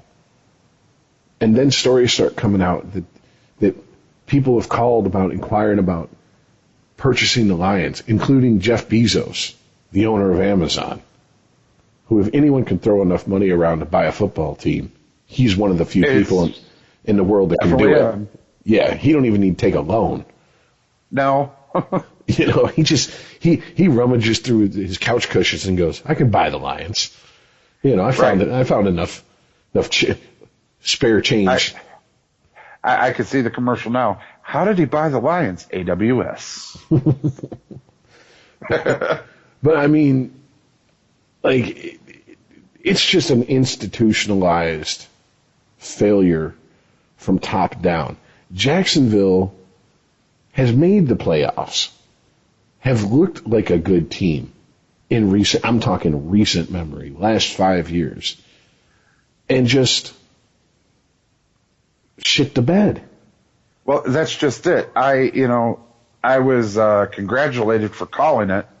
You know, get somebody in there who knew what the fuck they were doing with that team, and they will survive. And they did. And then they faded. And I'm like, what the fuck is going on? Because when we talk about linebackers, and we were talking about Khalil Mack going to Chicago, there is a linebacker in Jacksonville that's almost as bad. I mean, that you don't want to be hit by him, and that's Miles Jack. That cat can flat out play, and I mean, the only big time they ever had was when they had beef, and it went all the way to Carolina, and then it was Jacksonville and Carolina in the championship game. And then after that, you ain't heard from them again. Well, I mean, and you, I'm sorry, this is just what I'm hung up on. This whole thing, you know, the NFLPA filed a grievance against the Jaguars because the Jaguars were trying to institute mandatory rehab and medical sessions with the team only during the off season, which flies in the face of the collective bargaining agreement. Because according to the CBA, clubs cannot require rehabilitation or medical appointments at team facilities during the off-season and pre-training camp period. But during 2008, the Jaguars fined a player 25 times for missing mandatory, in quotation marks, appointments with a club trainer or physician. And it also says that these off-season activities, which, I mean, you played football. We're surrounded by people in the military growing up. These off-season activities are strictly voluntary, but there's mandatory voluntary. We all know what that means. There's suggested attendance. Yeah, yes, highly suggested. Yeah. But yeah, I mean, and then you add in the fact that 25% of all grievances filed by players in the entire league the last 2 years have been filed against the Jaguars. And that's since Tom Coughlin took over as the team executive vice president. Well, and also, I asked this at one point in this show. Since they started going to London, the team that goes most frequently is the Jaguars. Does seem that way. I mean, it really does. There's been different teams over there. Broncos went over there. New York Giants went over there. Baltimore's went over there, but Jacksonville has been over there an awful lot. And I kind of made the joke, what are they trying to put, Jacksonville Jaguars over in London? What is going on? But, okay, I'm not laughing anymore. It looks like that's where they're heading. Well, isn't their owner, isn't he from over there? Shit. Not exactly sure. I'm fairly sure he is. Hold on a second. Let me double check here.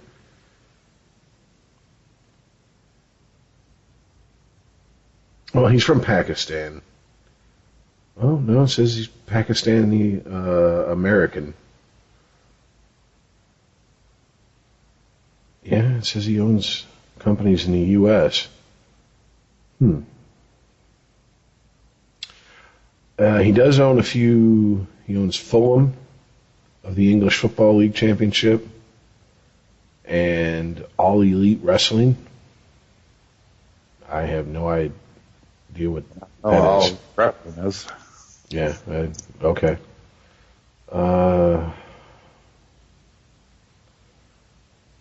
Yep, okay. He is from he moved to the United States at age 16.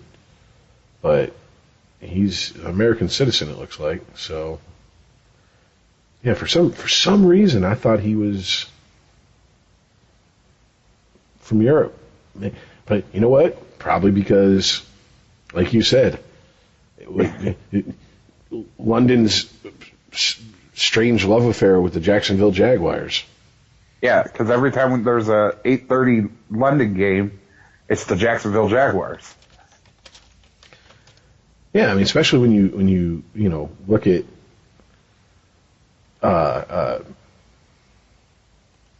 if there's going to be any team that you'd think that would be more likely to move there, it would be the Buccaneers, out of Florida over to London. It would be Tampa Bay because the Glazer family owns them. They also own Manchester United. And so, Malcolm Glazer, I mean, he's now dead, but I mean, obviously had strong ties to that area, but for whatever reason, nope. Yeah, but Tampa Bay Bucks are deep rooted in Tampa Bay, and they won a championship for that city. There's a lot of people in Tampa Bay, I'm certain, that no, this isn't Oakland, bitch. That's another thing we got to get to. Hey, remember, we called it last week. But anyways, we'll get to that. I don't know, man. I'm definitely just going to throw on my tinfoil 3-piece suit and say that I don't know if the front office in Jacksonville is trying to get booted from Jacksonville or get it to the point where it's like, look, we don't care if you stay or if you go, just fucking whatever. And just they can do something. Yeah. I mean, but I do know this, Tom Coughlin is a taskmaster. I mean, anybody who's seen any of the documentaries about when he was head coach of the Giants and his relationship with certain players, specifically Michael Strahan coming to mind, knows that he was pretty much, my way, the right way. There's 3 ways. There's, the wrong way, the right way, and my way. And the only way you're going to do it is my way. He's very much of that. Or you can hit the highway. Michael Strahan infamously said in a couple different interviews, Tom Coughlin walks in, first team meeting, he says, if the team meeting's at 10 o'clock and you walk in at 9:59, you're late. If your team meeting's at 10 o'clock and you're here at 9:45, you're on time. And Strahan said, this is the dumbest shit I ever heard in my life. They make the team meeting at 9:45. Like, you know what I'm saying? And then on top of it, when they won the Super Bowl, the year they won the Super Bowl, the Strahan, basically just skipped all of training camp and preseason. They fined him $250,000. And Strahan said, not to deal with Coughlin, best $250,000 I ever spent. Yep. And he's like, look, I'm Michael Strahan. I've been in this game for 10 fucking years. You think I need to go through this shit? Please. I know what I need to do when that whistle blows. I know what I need to do between those lines. And now, whether you agree with him or not, but that's going to tell you that Coughlin is of a certain mindset. And it doesn't seem like, especially since, was it Ramsey that basically organized? Bounced. Yeah. He bounced. He went right to San Fran. He was like, gotta go. Forced their hand to trade him, basically. It was like, you won't trade me voluntarily. I'll make it so you have to trade me. Yeah. If you're not going to get something for me, you're going to lose everything trying to keep me. So I don't know. Like I said, dysfunction is one thing. Incompetence is another. This to me is like, how do you? Did they luck into the success that they had, or have they pissed away the success that they had? Both. They lucked into it, and then they pissed it away. They pulled a Detroit. They wasted many good years of great players and got nothing for it. And unfortunately, that's what it looks like, like I said, Miles Jack. I know you haven't really heard that name, Rich, but that cat can flat out play, dude. He's a hell of a linebacker.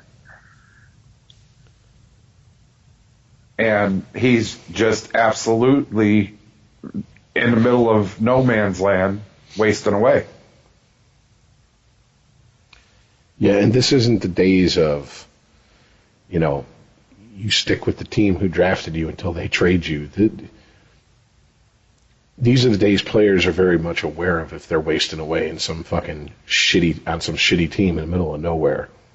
Right, and Chris would say right now that he's through and it's somebody else's trash and everything. Kansas City just signed Terrell Suggs off of waivers from Arizona. Now, I understand, his heyday is far behind him, left it in Baltimore, didn't really pack it when he went to, the Cardinals. But even if he's not as fast, strong, or determined as he was in Baltimore, that name, T-Sizzle, makes people think. You know what I mean? If only for a second, you have to plan that Terrell Suggs is on that side of that football, you've already won. You know what I mean? I think it remains to be seen if Reed in Kansas City can take players that are, quote unquote, in their twilight of their career and squeeze the last bit of football out of them, though. Shady McCoy looking at you. Because, I think of guys like, obviously, I think we can all agree that New England excels at that. Oh, God, yeah. Moss looking at you. Junior Seau. How you doing? Oops. You know what I'm saying? You know how he's doing. That's bad. Yeah. Lord, I apologize. You pygmies down in New Guinea. Amen. But this wasn't a case of, those weren't cases of players jumping ship and, like Jerry Rice in a Broncos uniform or worse. Jerry Rice he went to the Super Bowl with them, but I think Tim Brown still caught more catches in that Super Bowl than Jerry Rice. Jerry Rice in a Seahawks uniform. Ouch. Yeah, you know what I'm saying? It's like, ugh, dude. No, when I think of Rice in a Seahawks uniform, I'm thinking Simeon Rice, or what the hell was that cat's name? Simeon Rice from Tampa? No, what was that cat's name in the Super Bowl team? Oh. There was a Rice up there. I can't remember his name. But, yeah, I don't know, man. Like I said, just the whole thing with Jacksonville doesn't sit well with me. And, I just can't believe that there's got to be something more to it, something that we're not hearing quite yet. You know what I'm saying? They're not. Well, it's one of those things you look at it and you go, oh, they're building something. Well, what is it? I don't know. They got a cover over it. Well, you take a team like the Rams, and what they did makes sense. They went all in. They said, our window to win is right now, and we're going to bet our future against winning right now. We're going to give away our future, give away our draft capital, put ourselves up against, our back against a brick wall with the salary cap, and bet on ourselves that we're going to win. And I would say the Rams' window is closing very rapidly, if it ain't shut completely already. Yeah, people are already abandoning ship there. You lost Sue, you lost Peters. Yeah. Not for nothing, Clay Matthews is way past his prime. Aaron Donald isn't, you're not mentioning his name other than, oh, look, another double team.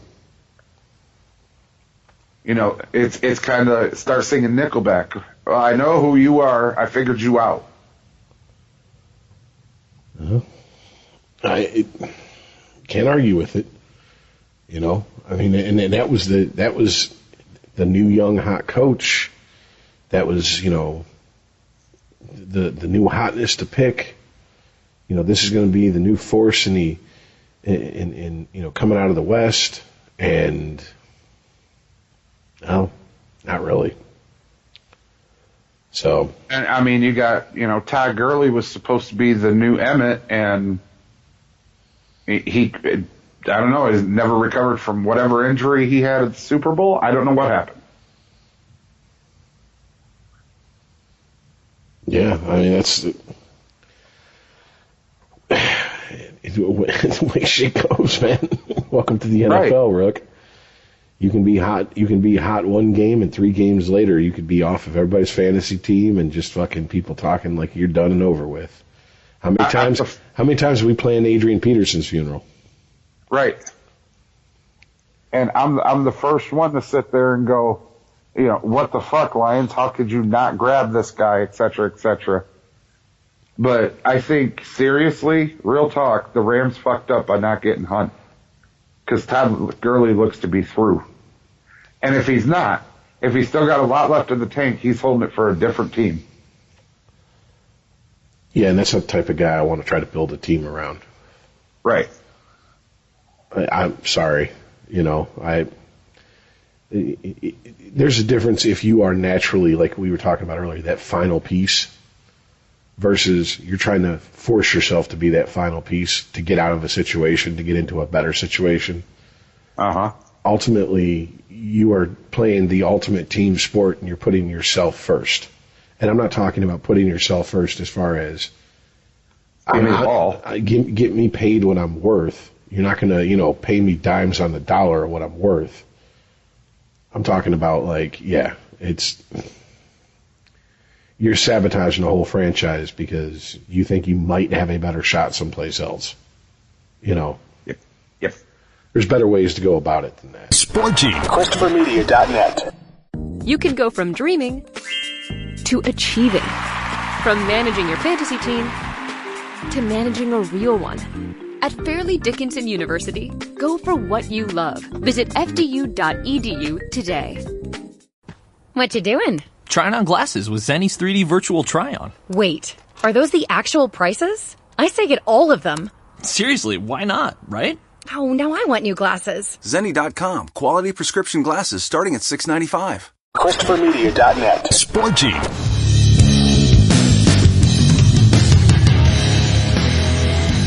Well, anyways, let's move on to the Raiders and just. I was half joking about the Raiders in their last home game and it getting ugly. But I mean, thank you, Raiders fans. I'm just saying, thank you for being you. I mean, the players tried to do everything they could. They went over to the black hole, tried to shake the fans' hands. They're getting booed, shit thrown at them, fans rushing the field, fighting with security, getting arrested. It's just like,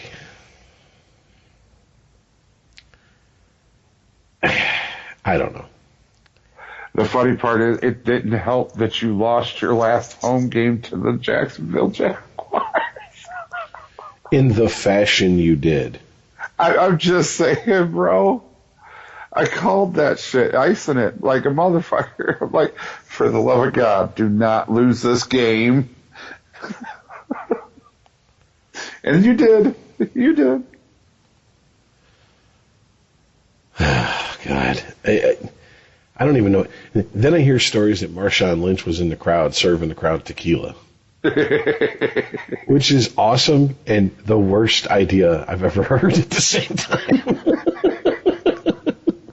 Like, you understand where you're at, right, Lynch? Right. Come on, Beast Mode. Come on, dude. Don't throw kerosene on that fucking that dumpster fire. It's not going to help. But yeah, what was it? Yeah. Over under? How many arrests were there? I think 6 was. I think 6 was the number that stands out for some reason. I think ultimately it was under that, so it wasn't as bad, but I mean, okay, I get it. You're pissed. Your team that you live and die for is leaving. As a fan, do you take it out on the players, though?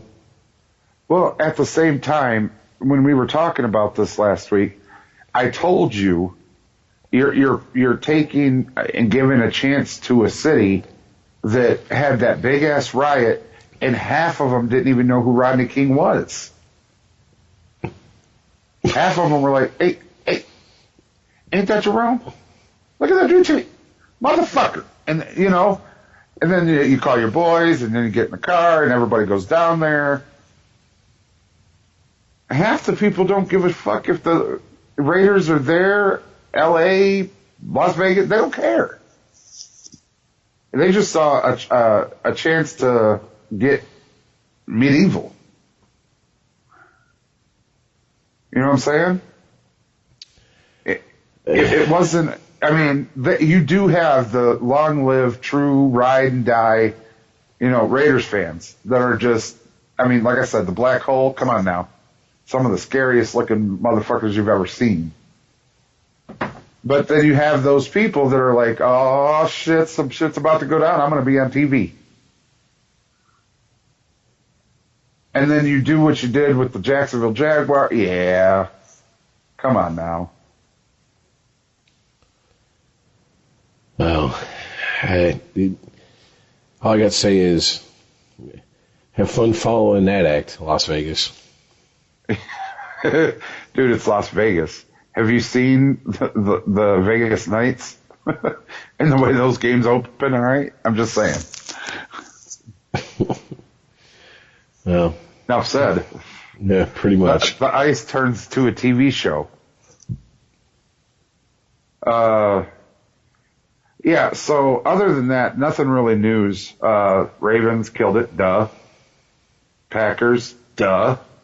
Patriots, duh. Seahawks, are they, I gotta know, Rich, are they just holding out to get to the playoffs? Because 30-24 against the Panthers, scary. I don't know what you're talking about. I've heard so much talk about how Russell Wilson, not Jackson, is the MVP this year. So sorry, dude. I actually made fun of Lamar Jackson winning the Heisman and his team in Louisville losing like they did, and how the fuck is he a Heisman? And he's going to be a Jamarcus Russell bust.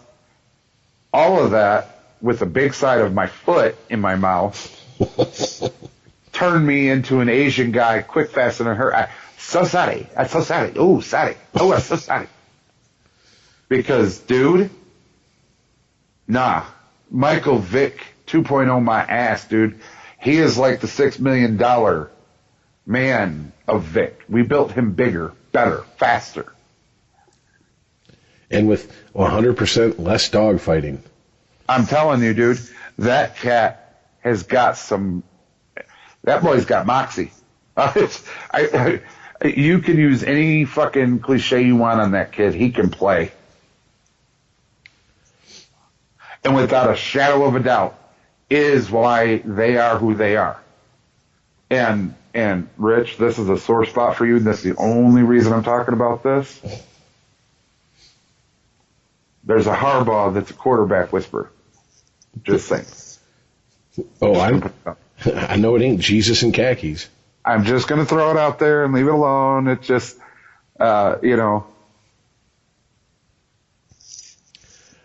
Falcone over, and he went to the Super Bowl and beat the other Harbaugh. And yeah, okay. Moving on. Well, now that we got our Jim Harbaugh bashing in for the week, let's move on to the picks here. All right. Hey, I'm just looking at the games from last week. Nothing really jumping. No. Oh, the Chiefs just destroyed the Broncos, dude. That is the game here in Kansas. Kansas and Missouri, dude. It's the Hatfield and McCoys. I don't give a frick if you're 0-15. That's the Ohio State-Michigan game. No, you're right. I have a buddy who is from Kansas City, yet he's a Broncos fan. I don't know how that happened. I don't know. It happens. Some people jump the fence. It does happen. And there are people. My sister-in-law, huge Kansas City fan, and just all kinds of down with the over. She lives over there now, and But you listen that if you go to a bar when that game's on here in Kansas, if you even think about bringing a Broncos anything, hat, glove,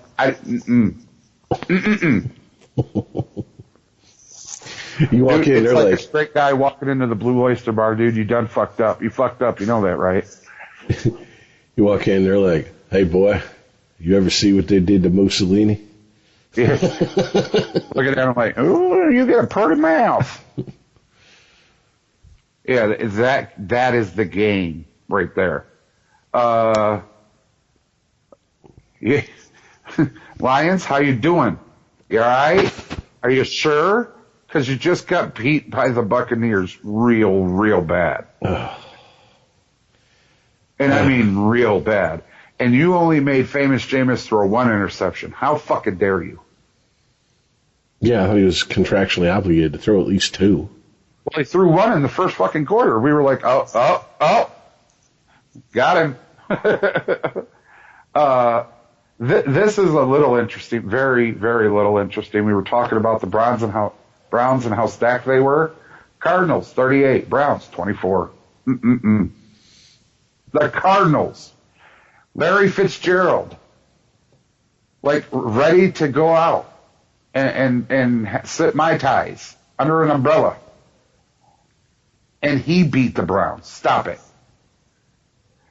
But what's funny about that, why I mentioned that one, is because the OU Heisman winner from last year beat the OU Heisman winner from 2 years ago.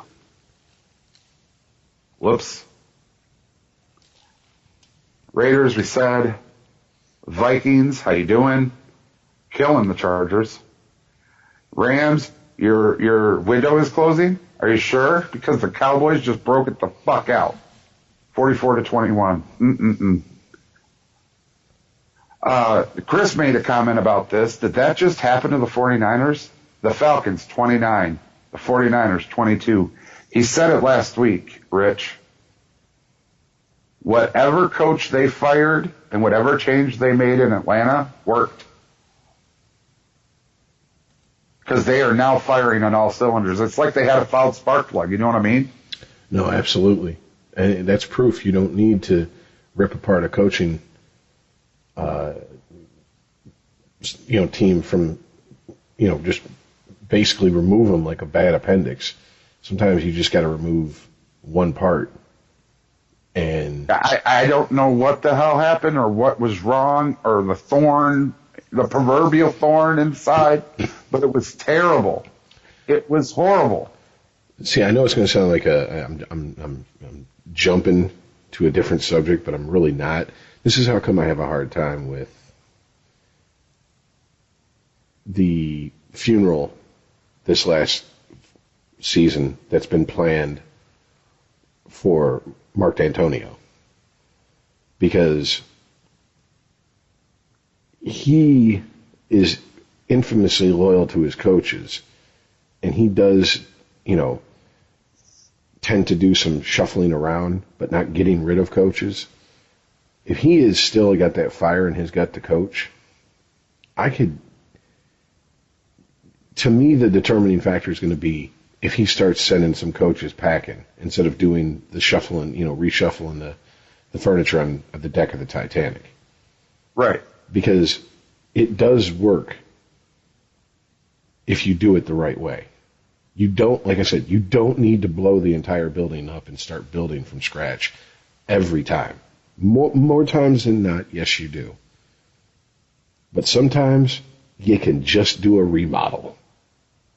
You know what I'm sometimes saying? Sometimes you just got to change the wallpaper, and it's just fine.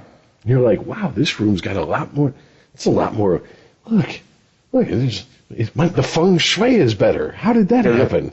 The flow, it just flows better over here. Falcons, welcome back. I don't know where you were, but too little, too late, maybe, perhaps. But 5-9, ouch. But damn, you just embarrassed one of the strongest teams in the National Football League. Speaking of, Bills 17, Steelers 10. Not really a shocker considering who's playing on the Steelers team. 5 of them are going to the Pro Bowl because God knows they ain't going to the Super Bowl. Right. And who's playing? Here you go. Rich, I think you're probably the only one, even if we have 1,000 listeners, that is going to get this. Who's playing on the Steelers? Correct. There you go. Your mom eats butt? Yes. And sorry, folks, it's late. Jungle. All right. Last and not least, we have to talk about this for a second. As good as Jackson is, and Lamar Jackson is the man, Drew Brees, I have to apologize. Right before we get to the picks, I'm going to apologize to you. Chris, you can hold your ground if you like. I called him a sunset kind of quarterback, kick off and open a Corona, go sit with Tony Romo. My bad. I guess you were just waiting for your moment, and you took it.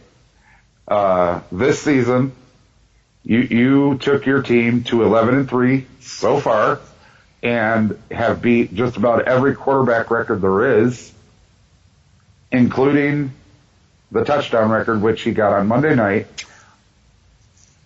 The guy is everything you want in a quarterback, and then some, I think, Rich.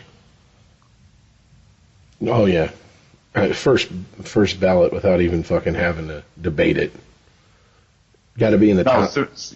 As soon as he comes on the ballot, it's like, done. Okay, next. Okay, well, obviously we're going to pencil Brees in for 5 years after his retirement, or how many years you have to wait to get into Canton. But, right. So who else is going with him that year? That's the only decisions you have to make.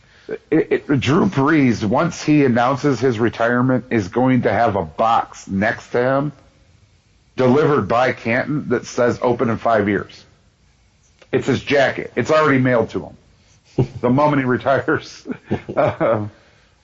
But he has great players. I'm just saying, Michael Thomas, holy shit balls, dude. Well, there was 2 records broken. All-time Saints receiving record that game. So, you gotta have someone. It's like hooking up a car battery. Can't just have 2 positives or 2 negatives. You gotta have someone, 1 positive, 1 negative. And he's always had good players around him. The Saints have been good at taking players that you kind of go, who? Mm-hmm. And then making them. It's almost like New England Junior or New England Light. New England Light. That sounds like the shittiest Sam Adams beer, right? No, when you said New England Light, I'm sitting here going, all the accolades, half the cheating. Sorry. And what? 1/6 the Super Bowl wins. So right, yeah. But no, Drew Brees. I mean, at this point, it's not like he wasn't in the conversation. He's got to be in the conversation. Top 5 Top 10, Dude, definitely. There was another record broken after that we've got to mention, or Chris will have my ass. Drew Brees attempted 30 passes. He completed 29 of them. What? And I'm not talking dip and dunk passes. The man threw for 300 yards and 4 TDs. Oh, yeah. He threw for 307 yards and 4 touchdowns. 30 passes, 29 completions. And one of them was a oops, drop, trap looking fucking thing in the end zone. It's the only one that was incomplete. It makes me think if they put one of those like bionic hands like on him, like they did Luke Skywalker.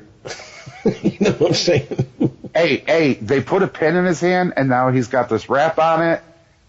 Yeah, you never know. All right. Well, let's get to the picks. That I absolutely had to talk about and say. All of that being said, I teased Brady and the Patriots, but they're sitting there going, you can kiss my trophy having ass. You can kiss my bloated bucket of chicken eating Rolls Royce driving ass. Well, sandwich eating ass. That's right. Sporgy. ChristopherMedia.net. Imagine the greatest collection of real-life entertainment on the planet, all in one place. Go ahead. Dare to stream with Discovery Plus. 55,000 episodes from networks like TLC, HGTV, Food Network, and more. If you can dream it, you can stream it. See what I did there? Discovery Plus. Stream now. Stream what you love. ChristopherMedia.net. Sporgy.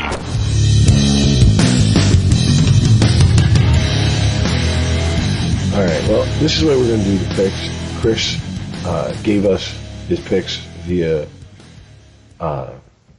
Messenger. Mm-hmm. So we'll go ahead and let him pick first this week. I have no idea the numbers, so I'll throw myself in the lion's den, go second, and you can go last. Yeah, you're probably still in the lead. But I'm going to pull it up. I got 2 weeks. I'm going to squeak it out by a bumper.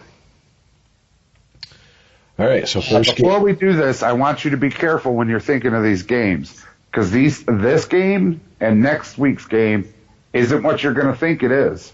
This is like the college games, man, because a lot of these players are sitting out.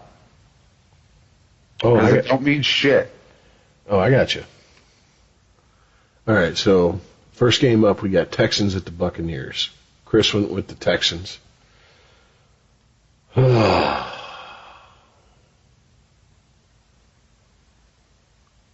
I'm going to go Texans. Yeah, I thought you were going to go to your Bucs at home. However, some games it doesn't matter. Some games it's going to really, really, really matter. And that's really, really, really going to matter for the Texans to win that game. So I got to go Texans because they want to get into the playoffs. Yeah. You know, some people are going to play spoiler, and that's going to mean a lot to them, too. I'm looking at you, Bucs, so careful. Next we have the Bills at the Pats. Chris took the Pats. I'm going to take the Patriots. Bills, you've put up a valiant fight, but you're not getting over that New England hump this week. Ain't happening. No. And, again, Brady has lost a step, Chris. Thank you. However, the Patriots have not. Going 11-3. Yeah, Bills trying to make a statement. You did, and well said. However, have a seat. It's Brady time. Next up, we have the Rams at the 49ers. Chris picked the Niners. I'm picking the Niners because Niners are pissed now. Niners are like, once again, to quote the great white hype, you trying to embarrass me? When he lands that overhand right. The overhand right. The champ's mad now. Watch. Yeah. I also am going 49ers. Yeah, you got embarrassed by Dallas, and 49ers are way better than Dallas, so. His kind of jumps. His list jumps all over the place compared to mine.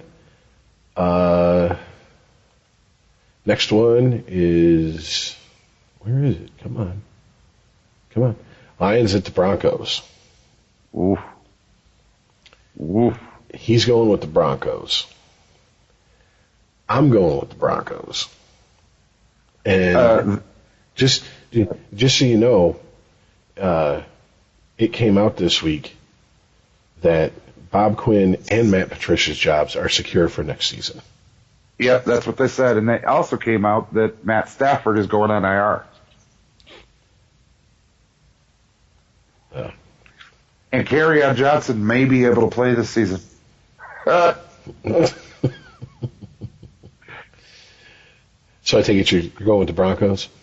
I'm going with the Lions. You go with the... Okay. I'm going with the Lions because Broncos have two players. They got this newfound quarterback that they're trying to coach up, and Von Miller.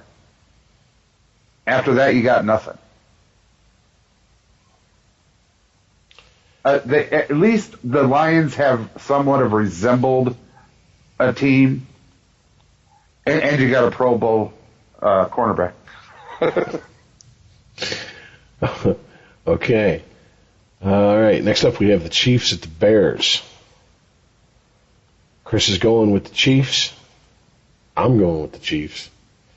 Bears, at least you tried. Yeah, at the wrong time. Definitely got to go with the Chiefs. They got to stay at the top of the division. They need to get into the playoffs. They had a couple stumbles on a couple of games. Mahomes was hurt, etc. But they're healthier, and Chiefs it is. Next one up, Jaguars at the Falcons. Chris is going with the Falcons. I'm going to go with the Falcons as well. Yeah, I'm sure there's some players on that Jaguars team that are happy to see Coughlin get his walking papers. That's not going to be enough to spark them to a win. Falcons are getting hot when it doesn't really matter, but hey, I know there's no such thing as carrying momentum from one season to the other in some people's minds, but you got to have something to build on. Finish strong. Yeah, again, after the tune-up and the oil change and flushing out the fluids, I don't know what the fuck happened, but welcome back, Falcons. And Jaguars, have a safe trip, and see you in London. Miles Jack for president, I'm just saying. Now this one. Come on now. We might as well. Ravens at the Browns. Yes. Ravens. Now, I'm going to choose the Ravens. Chris also picked the Ravens, by the way. I'm going to choose the Ravens, but I'm going to suggest that Lamar Jackson wear a pillow on his head, because you never know. People over there be ripping off helmets and hitting you with them. You don't know. Well, I mean, you know what? You could choose the Browns in this game and not be a loser.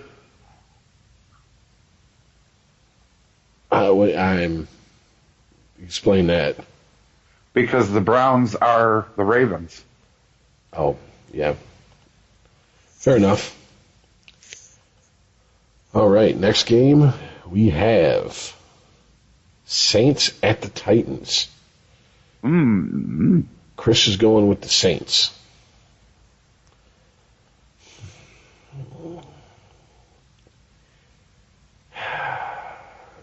Yeah, give me the Saints. I'm going to go with the Saints too, but I'm worried about the hangover and worried about the playoff push. Again, we're talking about these games, and I'm telling you, at some point they're going to set the starters. No, I hear you. It's just Breeze has got to be thinking, how many? Is this it? Is this my last gasp here? And right. You know what I'm saying? Like, it's not like they're playing. I don't know. It's not like they're playing a team who's fighting for their playoff lives. Well, they're not, and also it's not like the Saints don't have a decent backup with Teddy Bridgewater. Yes, this is true as well. So, and also Breeze has a hurt hand. He has the record. They're going to the playoffs. So it's a matter of when, not if. Yeah. All right, next up we got the Panthers going to Indianapolis to meet the Colts. Chris has the Panthers. What? I just say yuck to this game. This is like a who gives a fuck game. Nobody's going to watch this game, including the refs. Give me the Colts. They're at home. They have the slightly better record. I'm going with the Colts because the Panthers ain't shit. They have CMC. That's it. He probably picked the Panthers because Mac, I think, it might be hurt. But even if Mac's hurt, they still have T.Y. Hilton. Oh. Yeah, that's weird. Why did you have to miss this one? Ugh. I just take it back. The Panthers Colts. So that looks like the Super Bowl matchup compared to this one. I knew you were going to say that. Bengals Dolphins. There it is. That's what I thought you were going to say. Oh God. Chris is going with the Dolphins. Yeah, Bengals. You've given me no reason to have any faith that you can win this game. Give me the Dolphins. Give me the Dolphins because one word. Just one. Fitzpatrick. In a game that means absolutely nothing, for no reason at all to ever even think about winning, you put in Fitzpatrick. It kind of is like those the memes going around recently. It's like nobody, and it has nothing, and then it's just like Fitzpatrick goes off for 500 yards. Yeah, that's what I'm saying, man. This game means nothing. It's not going to prove anything. Win, lose, or draw. Don't even show the fuck up. Nobody will care. But he will. That cat just wants to play. He just wants to play. All right. This one. Steelers at the Jets. Meh. Chris is picking the Steelers. This could be one of those games that, like, I'm going to go with, ultimately I'm going with the Steelers, but it's not like the Steelers are out there with their A-plus fucking team, man. It's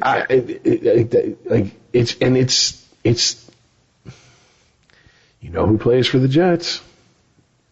You know who's got a hard-on against the Steelers. Yes, he has no offensive line, but Jesus fucking Christ.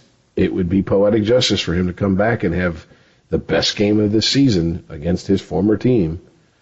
Last chance saloon. I'm with you. And Bell would do it, too, in a heartbeat. If, and I mean only if, he didn't have to go against T.J. Watt, Hayward, those type of people, those caliber, because those boys are going to play no matter what. Williams, you know what I mean? Yeah. And that's starting to shape up like a mean-looking defense. You know what I mean? They got a lot of work to do on the offense, no doubt about it. They got to replace the 3 Bs.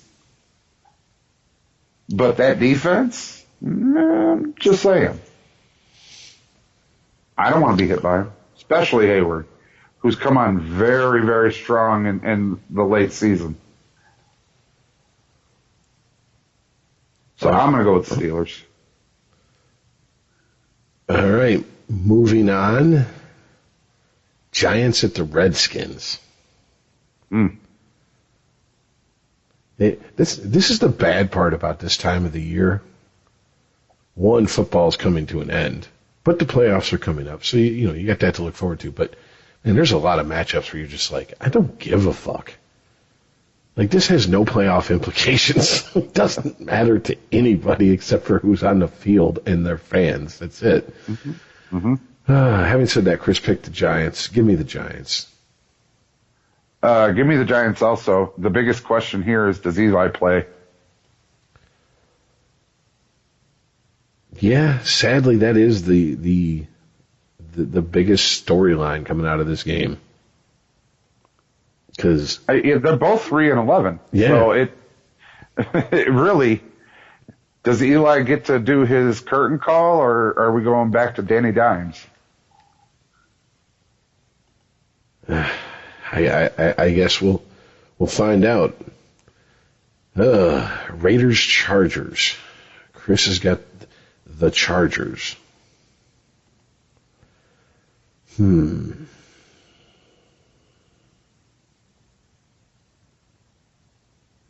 It would be like the Raiders this season, though, to go win their last 2 games on the road after shitting the bed their final home game in Oakland, but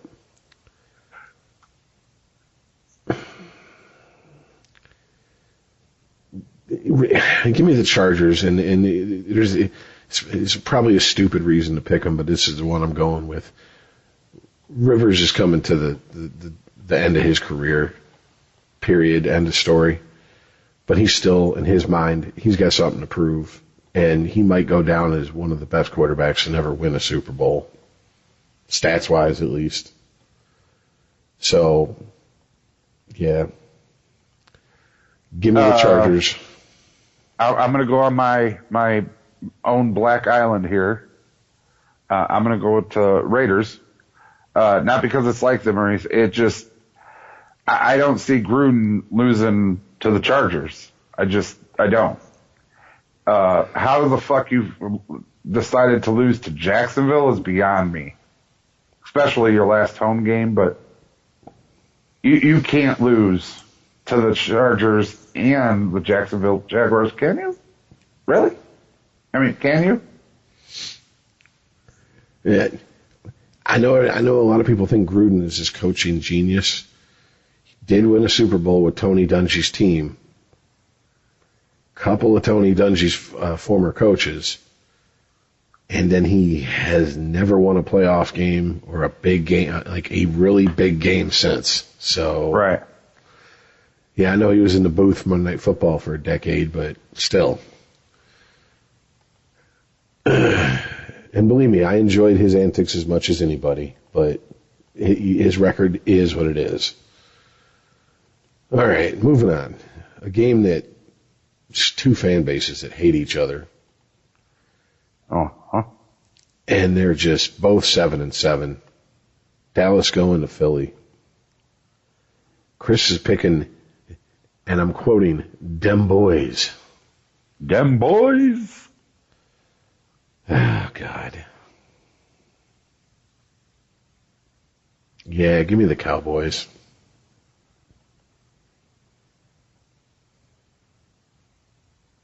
I don't see it. I want to see it. I live in a house that a man would bet on it and swear by it that it would be, but I don't see it. I just can't. I think the Eagles got this one. The quarterbacks are about equal. Zeke's the better running back. Amari Cooper, the best receiver in the game. All of that being said, I honestly think the Eagles are going to overcome. I just don't see the Cowboys being a powerhouse that they should be. Not that they're not, but they should be. Dak wants a contract, and according to Chris and his stats, he deserves it. According to the way he plays, he doesn't. So we'll see.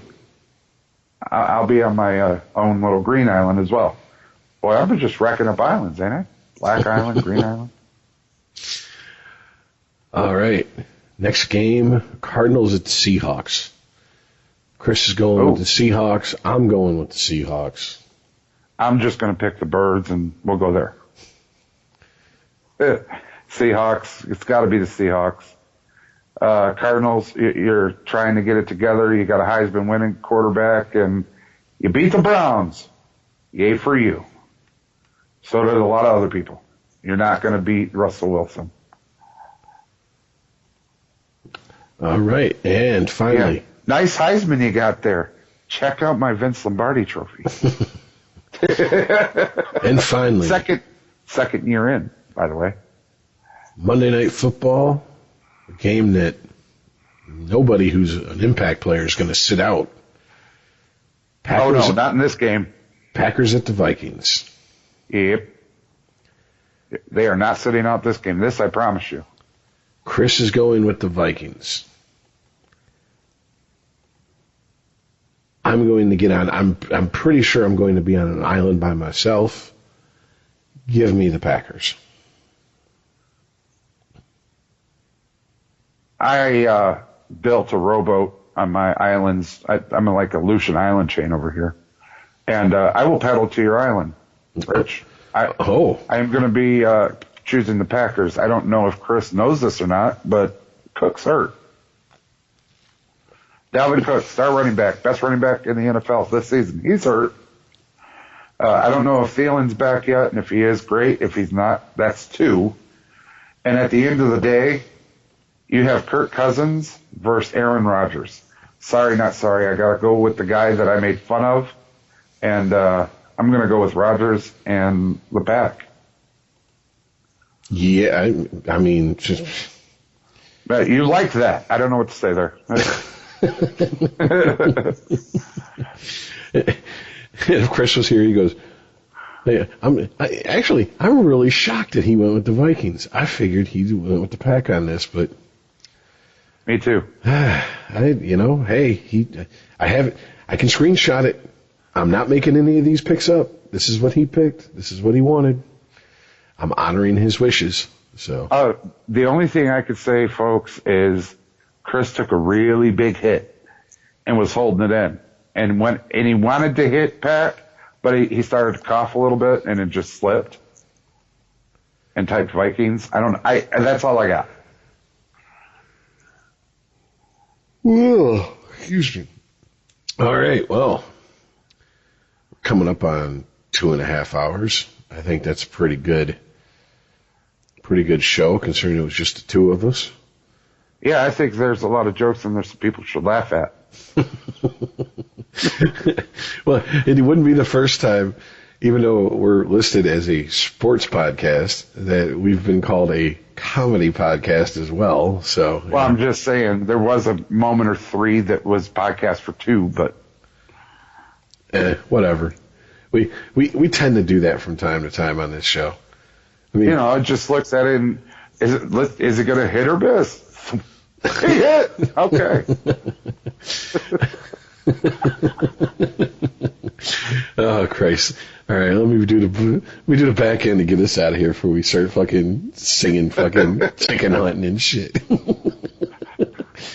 All right, well, thanks for listening, liking, subscribing. You can subscribe any place you can find podcasts, any podcatcher, Stitcher, iTunes, etc. Or you just cut out the middleman, go to ChristopherMedia.net. That's our website. You'll find our podcast and a bunch of other podcasts. Give a random shout out to a podcast that none of us are involved with, but is on our network that I think is really good. If you're a movie buff, check out the Projection Booth with Mike White. Excellent show. They do deep dives into movies from all over the place, all genres, time periods. They get really good guests. I'm kind of jealous sometimes at the people they get, but yeah, check them out if you're into movies as much as you are sports. And until next week, thanks for listening, and later, guys. Peace out, y'all. Thank you for visiting ChristopherMedia.net. There's a new Home Depot now open on Maurice Avenue in Maspeth. And as home improvement projects go, this is a big one. Use the product locator on our app for an in-store map to find what you need fast. And check out our new pickup lockers. They make online shopping a breeze. Of course, one thing's not new: our everyday low prices. The Home Depot, now open near Maurice Avenue and Long Island Expressway in Maspeth, and always open at HomeDepot.com. The Home Depot, how doers get more done. ChristopherMedia.net. If you like this show, please tell a friend. Please make sure to rate and comment on all your favorite Christopher Media shows. Please follow us on Twitter and like and share us on Facebook. You can subscribe to all ChristopherMedia.net shows for free on ChristopherMedia.net. Thank you for listening, and thank you for visiting ChristopherMedia.net. Thank you for visiting ChristopherMedia.net.